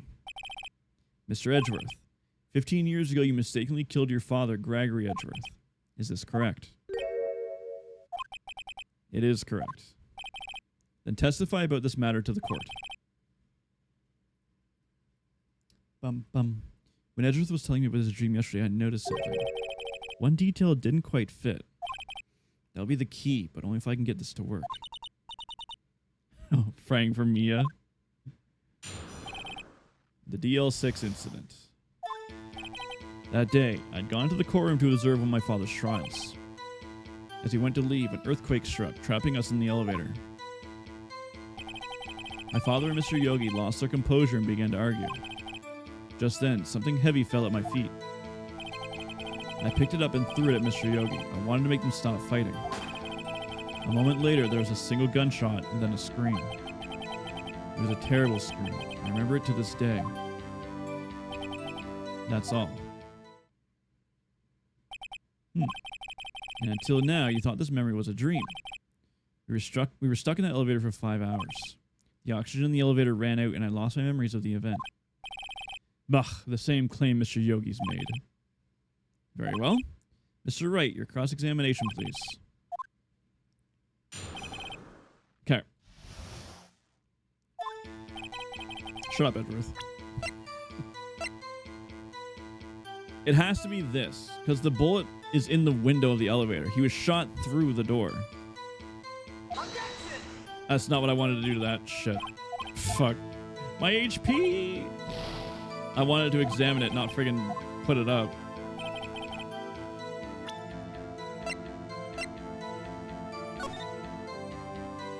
Yeah, you can see the bullet hole in the window. So that wouldn't make sense if Edgeworth shot him.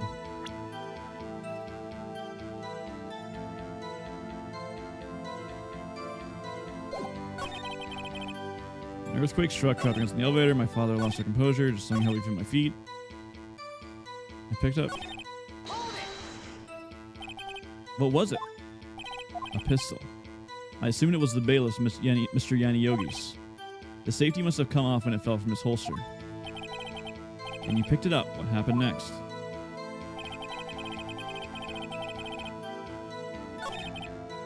There was a single gunshot and then a scream. The gun fired once? Yes. I think after I threw it, I lost consciousness. Since then, it echoed in my head every day. That gunshot and that horrible scream. Okay, so that's what we want.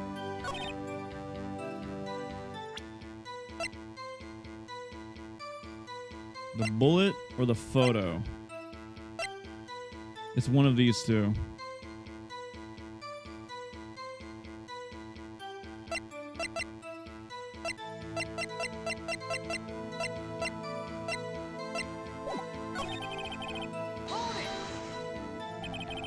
To this day? Yes, I can practically hear it now. I doubt I'll ever forget that scream as long as I live. There it is.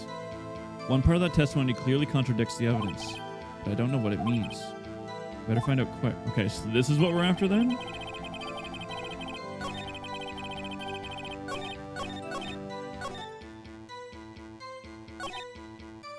It was a terrible scream I'll remember to this day.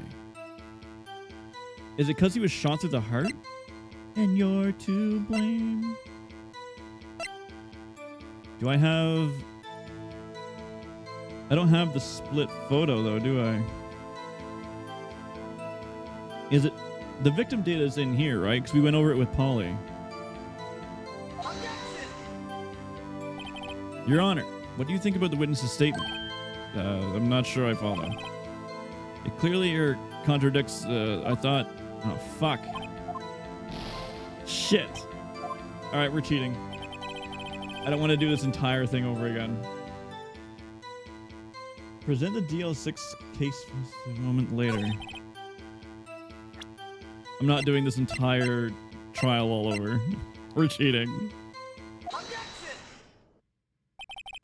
Are you sure you only heard one gunshot?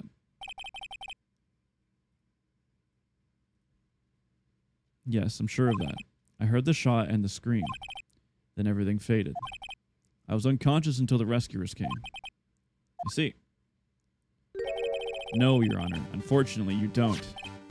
Look at this file one more time. This plainly contradicts the witness's testimony. Objection! You do enjoy dragging out that file, don't you? I really, really do. It's my favorite thing to do.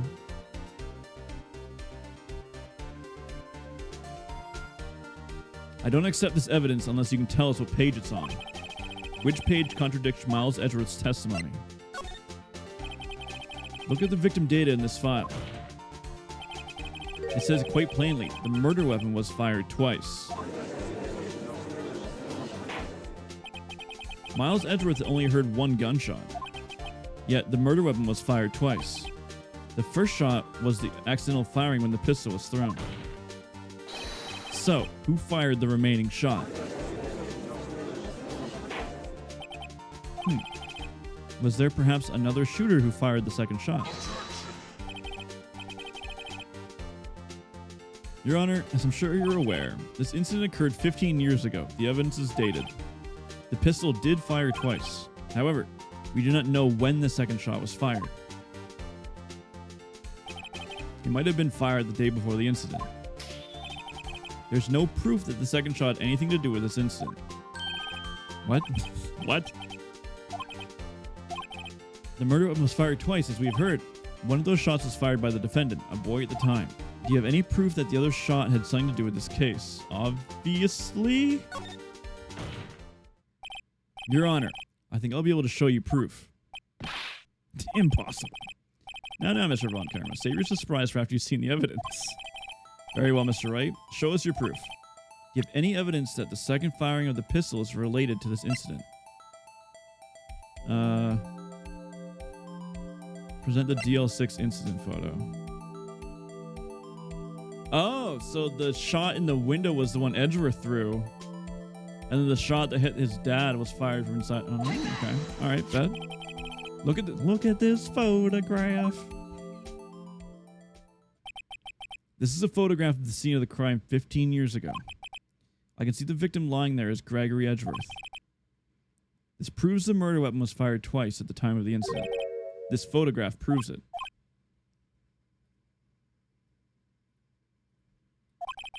So let me get this straight. This photograph proves 2 shots were fired. Where? Your Honor, please get a clue. Show the judge the contradiction in the photo. Do you see the contradiction in the photo? Show us the contradiction in the photo. Take that!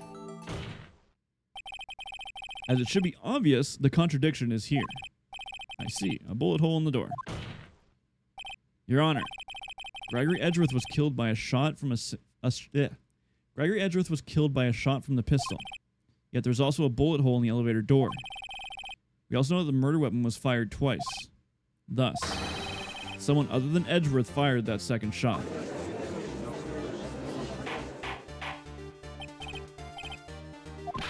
Mr. Wright, what are you driving at? It's simple, Your Honor. At the time of the incident, 2 shots were fired. One went into Gregory Edgeworth's heart. The other hit the elevator door. Remember that the defendant lost consciousness after the shot rang out. In conclusion, we must agree the second shot was fired by someone else. But who could that someone else be? The murderer, of course. Objection! I knew I should have stepped in before your wild fantasies got out of hand. Mr. Wright, look once more at the DL6 incident case file. Look closely. Try the case summary page.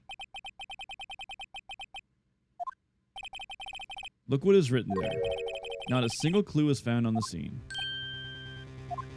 Alright, well, we use the bullet for this one because we have the bullet. If the pistol had indeed been fired 2 times, then the other bullet would have been discovered on the scene. He does have a point. The second bullet has never been found. Why? Because the second bullet does not exist. The bullet that claimed Gregory Edgeworth's life was the only... Oh my god, let me try that again. The bullet that claimed Gregory Edgeworth's life was the one fired by his own son. That is the truth of this matter, the whole truth. This is undoubtedly something else that made the bullet hole in the door. Someone just walks into an elevator and just fires a gun for funsies. Mr. A has proven one thing quite clearly, that the murder weapon was fired twice at the time of the incident. However, as Mr. Von Karma says, the second bullet fired was not found. It is highly unlikely that the police merely overlooked the second bullet.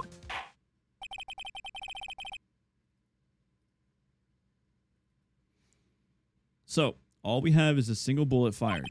I'm afraid I had to discount the defense claim. How did this happen? I believe the second bullet didn't exist. Was I wrong? Have I been wrong about this whole incident? What are you doing, Nick? Why aren't you raising an objection? I'm sorry, Maya. What? It looks like I was wrong. Nick, if the second bullet wasn't there, then all my conjectures are for nothing. You said you get Edgeworth declared innocent. I'm sorry. It's just, when I saw the photograph, I thought 2 shots had been fired. I was so certain of it. I thought I'd won. I thought that it was another person, someone else who fired the killing shot. But now, I was wrong to think it'd be that simple. This case stood unsolved for 15 years. Well, it seems we finally cleared up this incident. Only one bullet was found at the scene of the crime. That shot was fired by Miles Edgeworth. I'd like to ask one thing of Miles Edgeworth before passing my verdict. Have you been paying attention to the trial so far? Yes, Your Honor. Do you have any objections? No. No, I do not. So, you killed your father, though it was not your intention. Yes, I did. Very well. The statute of limitations on the murder of Gregory Edgeworth runs out today. Therefore, I must pronounce the verdict on the defendant right here. Indeed. Does anyone have any objections? I've been here before. Just like my first day in court. There's so many things I know I should be saying. My mind's gone blank and I can't find the words. Mr. Wright? Objection.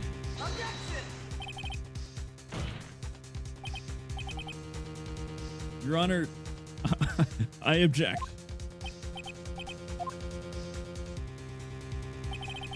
Mr. Wright, on what grounds do you object, Nick? I don't know. His case is perfect. Oh, no. It must exist. The second bullet. What did you just say? Nothing. The second bullet must exist. But where? It seems waiting is not going to produce us any answers from Mr. Wright. Wait, Your Honor. The second bullet. It existed. What? We just heard proof that it did not exist. I realize that, Your Honor. I'm really grasping here. It's just someone took her from the scene of the crime. That's what happened. But who? The murderer. The murderer. Then tell us, just who is this murderer? I'm still thinking about that one. So the criminal took the second bullet, but why? Huh? First of all, how would they have found it? It's not easy to find a straight bullet, Mr. Wright. Was there some pressing need for the murderer to search for the bullet? I mean, we're cheating, so this is the answer. I don't know why. Why would the murderer spend the time to look for the stray bullet? I haven't gotten a clue. What's wrong, Mr. Wright? The murderer had no reason to take that bullet. You just don't want to admit it, but it's true. Had to take it. The murderer. What does that mean? Think crazy. Shit, you're right. Don't think why the bullet was taken. Think why the bullet had to be taken. Yes, Your Honor. I don't have any idea what I'm doing. Well, the murderer had no intention of taking the bullet from the scene. But, the murderer had to take the bullet. Had to. Mr. Wright, what do you mean? Oh, for instance... For instance, what? Maybe the bullet hit the murderer? The bullet hit the murderer? Just saying, for instance... I mean, if it hit you, you'd have to take it with you, wouldn't you? It's not like you could perform surgery right there. You know? Wait a second. I was just talking off the top of my head. What if that's what really happened? Let me get this straight. So at the time of the murder, the murderer themselves was shot. And they left with the second bullet still inside of them? Thus leaving only one bullet at the crime scene. Yeah, I guess that's how it would work out? Yes. But there's a problem with that. The other two people rescued from that elevator, Miles Edgeworth and Yanni Yogi, were both unharmed. So that would mean... the murderer came from outside, yes.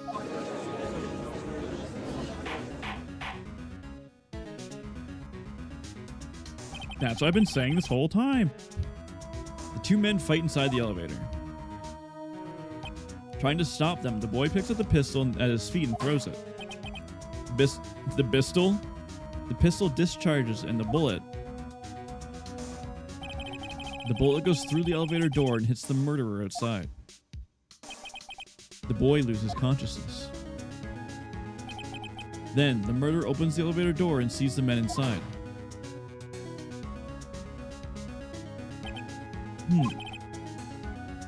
Mr. Wright, you are truly the most unpredictable defense attorney I've ever known. I can tell you're grasping, yet I cannot deny the possibility of what you say.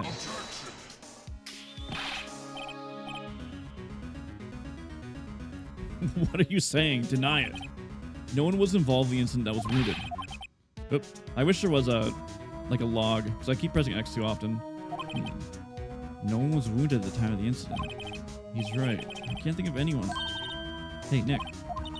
I just saw something really crazy. Crazy? Remember Mr. Gosberg said yesterday? Gregory Edgeworth dealt a blow to his perfect trial record. Must have been quite a shock for Von Karma. He took a vacation. Von Karma was shot? He's the murderer? Ain't no way. Ain't no way. What if Von Karma didn't take the vacation because of the shock, but he took it because he was injured? Which would only mean one thing. He was the murderer of the DL6 incident. No shot. He was the man who shot Gregory Edgeworth. It was Von Karma. Oh man. Ooh boy. Something wrong, Mr. Wright? You seem dazed. No, Your Honor. Yay, baseless accusations. Let's go. You have indicated the possibility the murderer came from outside. Can you give us the name of your suspect? Oh, should I come out and say it now? YOLO. Your Honor, there is a suspect. One lone suspect. Well, this is certainly interesting news. Very well, Mr. Wright. Who is your suspect? My hands are shaking. What? Von Karma. Look at that fucking smug asshole, dude. You mean the Von Karma, the prosecutor, the one standing right over there. Hey, you pause. Bah. You don't object? I see no need. Why honor this ridiculous outburst with my objection? Because you took a vacation for several months starting the day after the incident. Yet you pride yourself on a perfect record. Why would you take a long vacation without any reason? You're claiming that I took a vacation to heal my injury from the incident. Fascinating. Prove it. I would have had needed surgery, no? Where did I undergo the knife at, Mr. Wright? Bring the doctor that operated on me. Have him testify. Nick, let's find out who this doctor is. No use. Edgeworth? I know Von Karma, perhaps too well. He's perfect. He wouldn't leave clues. He probably didn't undergo surgery. That would leave a doctor as a witness. That he would have to murder afterwards. No one's that perfect. Did Von Karma pull the bullet by himself? Ain't no way. You can't just pull bullets out of yourself. Because oh my god, this is so stupid. Wait, does that mean that bullet has to be somewhere, but where? This is going to be the dumbest fucking thing I've ever done. Can you produce evidence to prove that I was shot? This is stupid. Alright, Von Karma, I'll prove it. And I'll even use evidence. I know how you like it so much. The evidence that proves Von Karma was shot is... This is the stupidest thing. Von Karma's perfect. He wouldn't risk surgery leaving an evidence trail. So then I ask, where's that bullet now? I think it's unlikely that Von Karma performed surgery on himself. You don't mean... I do. There's a possibility that the bullet is still inside Von Karma. Is that even possible for all these years? Well, there's one way to find out. We could use this metal detector. Von Karma, I'm going to run this over you and see what we find. This is the stupidest thing. I refuse. You refuse? But refusing this means you acknowledge that the bullet is still inside you.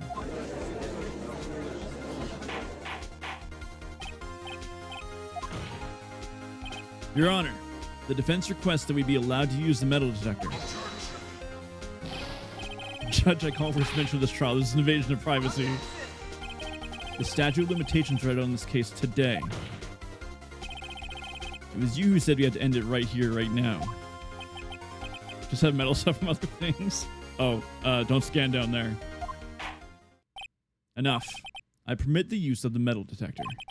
Mr. Von Karma, you will submit yourself to testing. Nick, what does this mean? Has nipple rings? That'd be the worst thing I've ever seen. I don't know, but I have to give it a shot.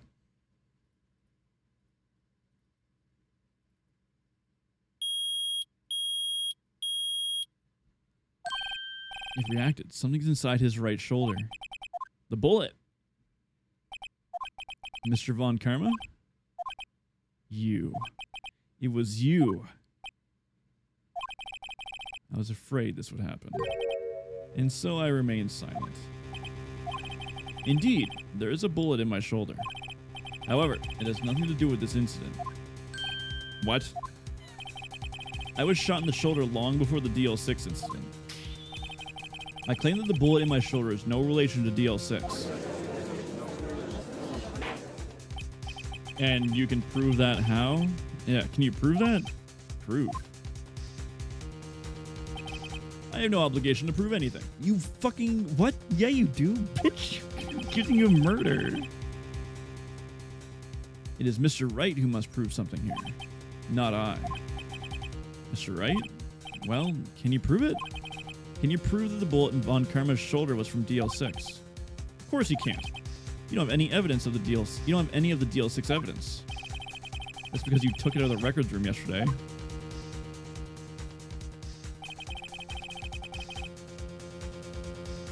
With no proof, you cannot convict me of any crime. So sorry, Mr. Wright. No, I'm the one who's sorry, Mr. Von Karma. What? Nani? You were close, one day away from freedom. But you see, I have proof. Nani? Who would have thought you'd dig your own grave trying to convict Edgeworth? I can link that bullet in your shoulder to the DL6 incident. And here's my final proof. It's the bullet, right? It's the bullet, right? Take that! That's a bullet? Where did you get that? This is the bullet used in the DL6 incident. This was taken from the heart of the victim, Mr. Gregory Edgeworth. The bullet is preserved quite nicely with all ballistic markings intact.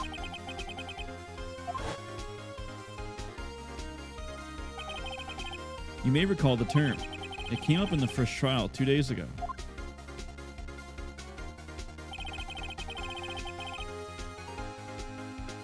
Ballistic markings are the fingerprint of a weapon. All bullets fired from a gun are marked with the weapon's unique pattern. By examining the markings, you can tell which weapon fired the bullet. It's quite accurate.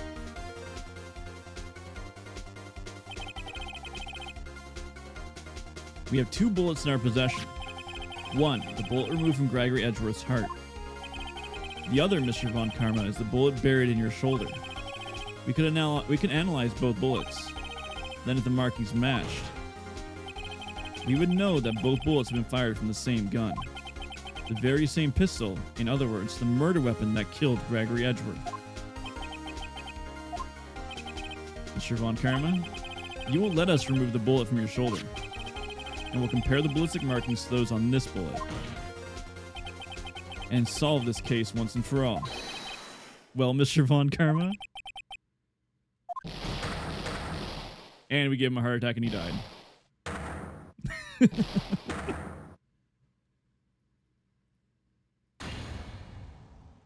That scream. I've heard that scream before. Wait, I know.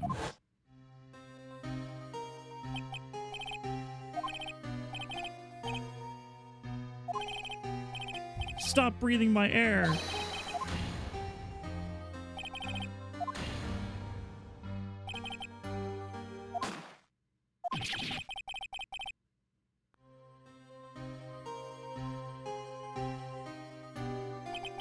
It's that scream I heard in the elevator 15 years ago. Von Karma, it was you who screamed. Mr. Von Karma? Edgeworth! So, it was you. Oh my god, sir. You and your father are my curse. Your father shamed me with a penalty on my record. And you left a scar on my shoulder that would never fade. I'll bury. Oh my god, he's gonna fucking kill us? 15 years earlier. Chief Prosecutor, I'm sorry. On Karma, it's not like you to make this kind of error. I never would have thought the Edgeworth would be the one to catch you. I was careless. I'm sorry, but you'll have to be penalized. I've covered for you in the past, but not this time. Edgeworth! It was a shock like none I'd ever known. Me? Penalized? It took hours for me to regain my composure. Suddenly, I found myself in the darkness. I was in the court records room. I must have wandered in there without thinking where I was going. The room was pitch black. The lights must have gone out. I went into the hall and felt my way around to the elevator. I pressed the button, but nothing happened. Then, there was a noise. Ow, bitch! I was in pain, a horrible burning pain in my shoulder. Just then, the lights came back on and the elevator door opened before my eyes.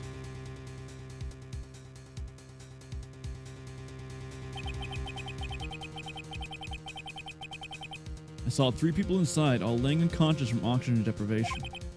Much to my surprise, a pistol lay at my feet. I knew then it was destiny.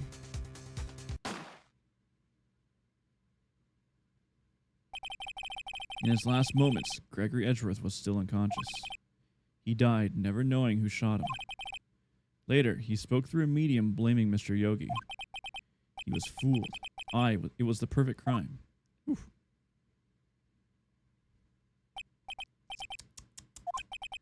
Who would have thought another man would come out to open that elevator door?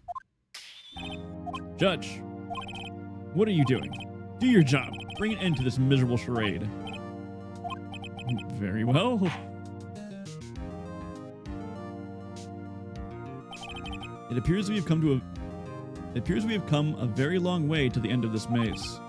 15 years later. Mr. Miles Edgeworth. You were innocent, you are innocent. As you said, it was all a nightmare. Oh, yes, Your Honor. Cute. This court finds the defendant, Mr. Miles Edgeworth.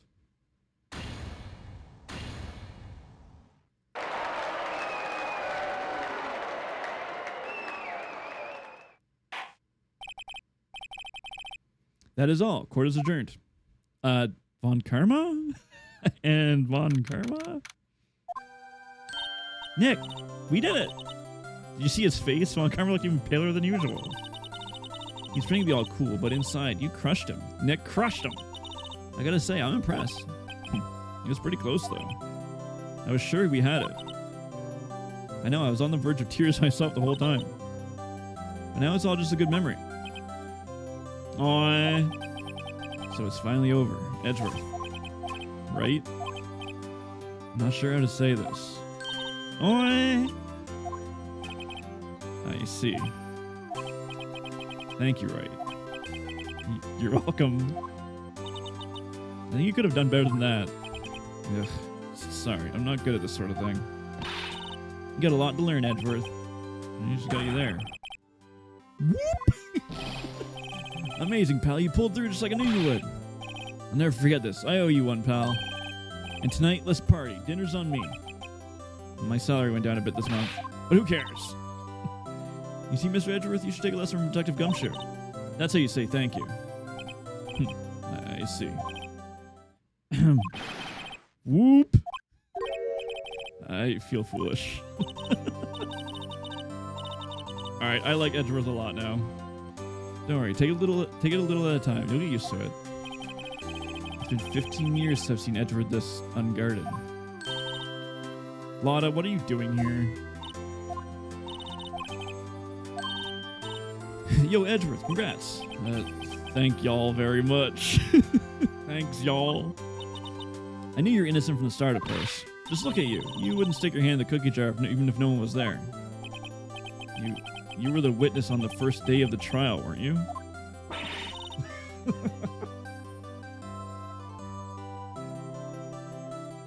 Yeah, well, let bygones be bygones, eh? Speaking of which, what are you doing now, Lotta? Who, me? Oh, I went back to college. I gave up trying to be an investigative photographer pretty quickly. Really? That's too bad. Isn't that the hot dog guy from the park? Huh? Butts. My life is over. His girlfriend dumped him again. You don't look sick. Yeah, she's going to live in Paris. Yeah, she got cheated on again. Poor guy.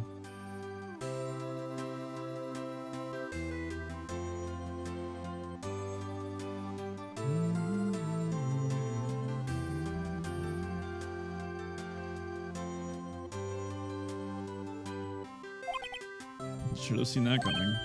Yo, Edgy, there you are. Yeah, here I am. That's adorable, dude. Here, a little gift for me in celebration. Celebration? That's unusual. Unusual for you. I got hiccups, sorry. Harry Butts! You're coming along tonight, too. My treat, pal. Huh? Thanks. Looking forward to it. Yo, Nick. That's the suit man that questioned me. When he says you'll treat me, that's not police talk for prison food, right? I think it'll be fine, Larry. Right. That envelope that Larry gave me, it's got money in it. Well, yeah, that's not strange. People give money as a way to celebrate sometimes. It's $38, right? Aw, that's super cute. Huh? What a weird amount. I mean, it's not a little, but it's not a lot either. 38 exactly? That's adorable. Wasn't the amount of lunch money that was stolen from Edgeworth in school? No, Larry, it was you.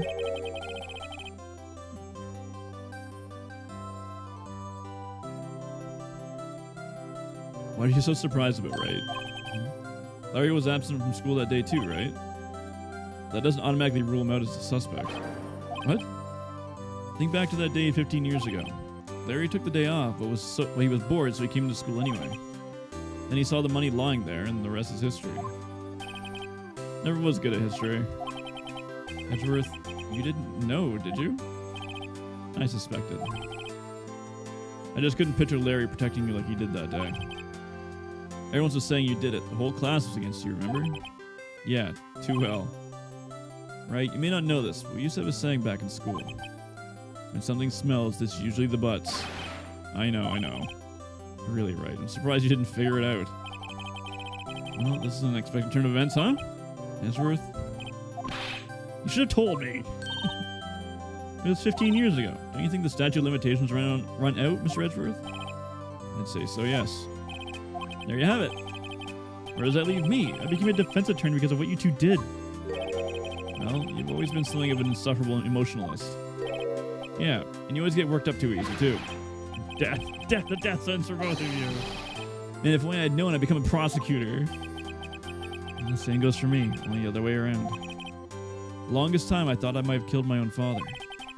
I thought I might be a criminal. I became a prosecutor in part to punish myself. If I had known the truth, I'd become a defense attorney after all. Want to switch, right?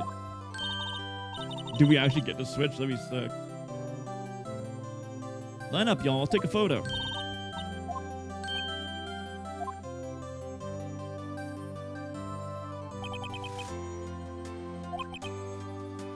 We celebrate Edgeworth's newfound freedom, even though Edgeworth himself was still in detention.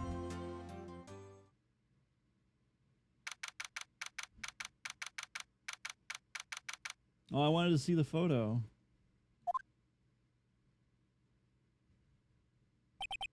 Whoa, I went a little overboard yesterday.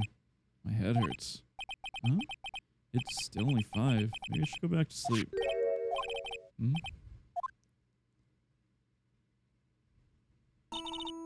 Good morning, Nick. You were really impressive yesterday. Seeing you made me think about what I'm doing here. I'm a spirit medium, in training, of course. I wanted to help Edgeworth, too. I wanted to help you, but I couldn't. I was useless. So I decided to go back to my training. I'll become a full-fledged spirit medium for starters. I couldn't say it to your face, so I left this letter. Goodbye, Nick. Aw, we're losing Maya? Goodbye. What time is it? Ah. The first trains to the mountains have already left. To the station!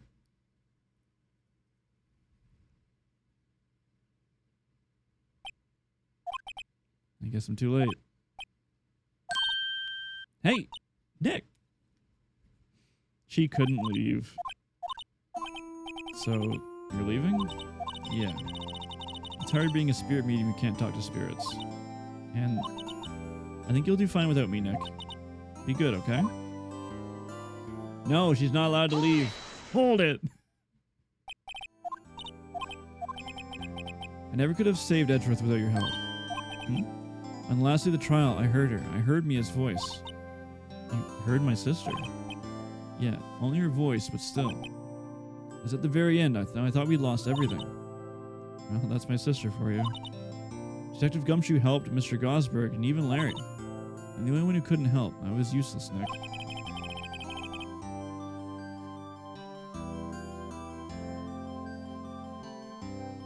You were the one who stopped Von Karma, Maya. I didn't do anything. All I did was wander around in a daze. Sorry, but I have evidence that you helped. Oh, the bullet, because she got it, right. Take that! Take that! A bullet? Von Karma was convinced he had taken all the evidence pertaining to DL6. But you were the one who rescued the last piece of evidence we needed. This was the bullet that put an end to Von Karma. And you were the one who gave it to me. Thanks, Maya. I couldn't have done it without you. Alright. I'll be back soon. I'm going to complete my training and come back. Okay. I'll be waiting. Of course you will. You can't run that off by yourself. You're hopeless. I don't know about that. So, this is it. See you soon, Maya. Cute.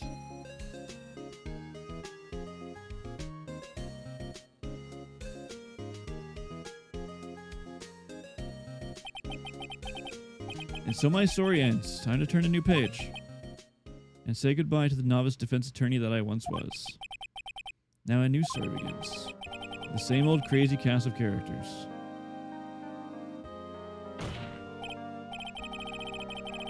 Don't think you've graduated yet, amateur.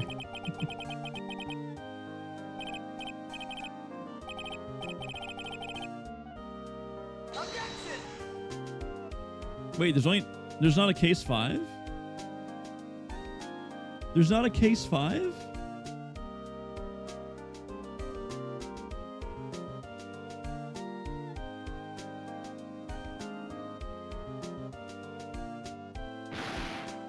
Whoop! Detective Gumshoe?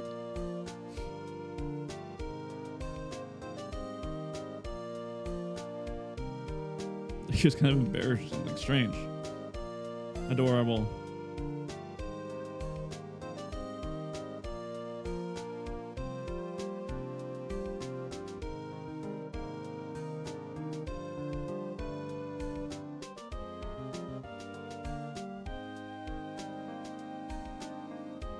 Oh my god, he's with another girl. Is this the first game? This is the first one, yeah. But I thought for sure there'd be 5 cases.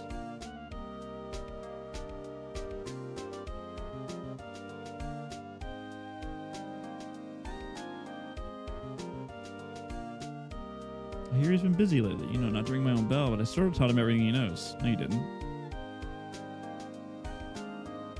Oh, is this Maya going around talking to people?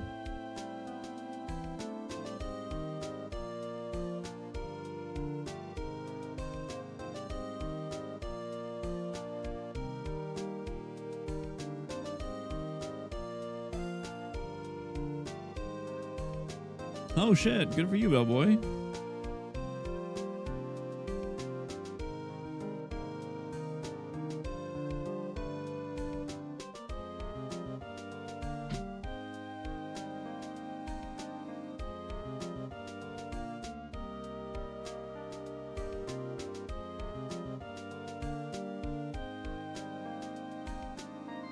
Is there a game where we play as Edgeworth?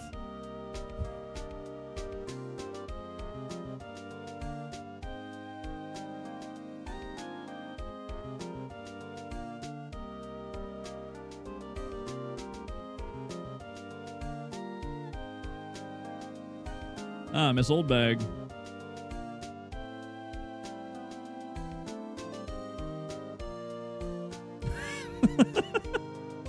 I actually like that case a lot.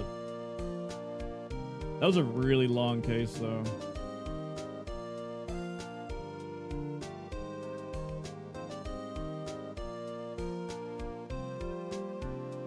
Pink Princess is a hit.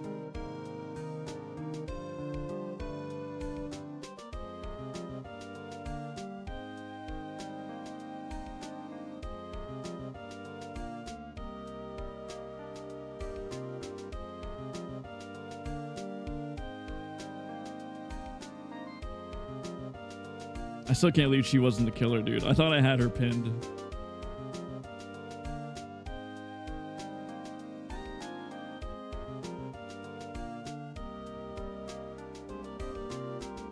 Oh, this isn't Maya then. Are we Edgeworth?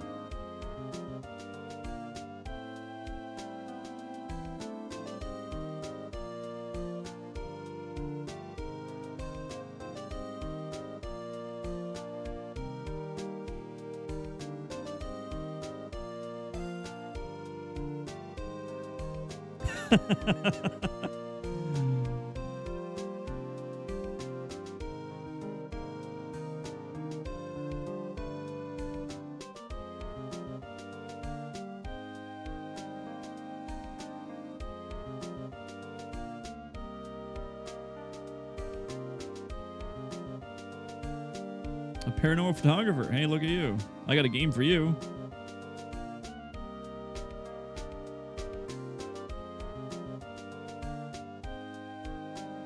Boy, do I have the game for you.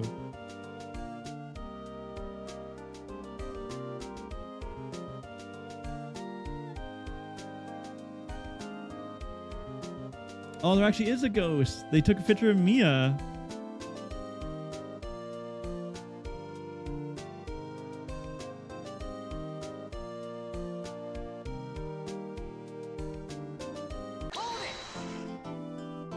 Yes.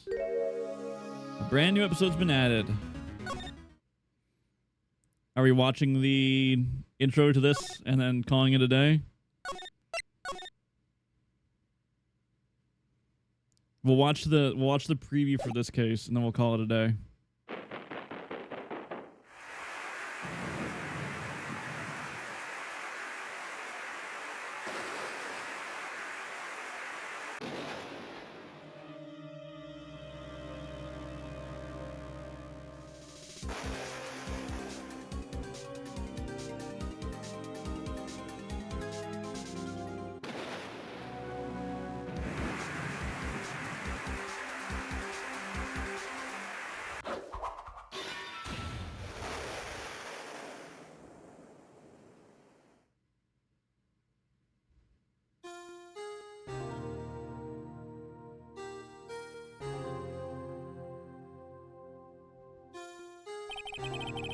It's been 2 months since Maya left the office.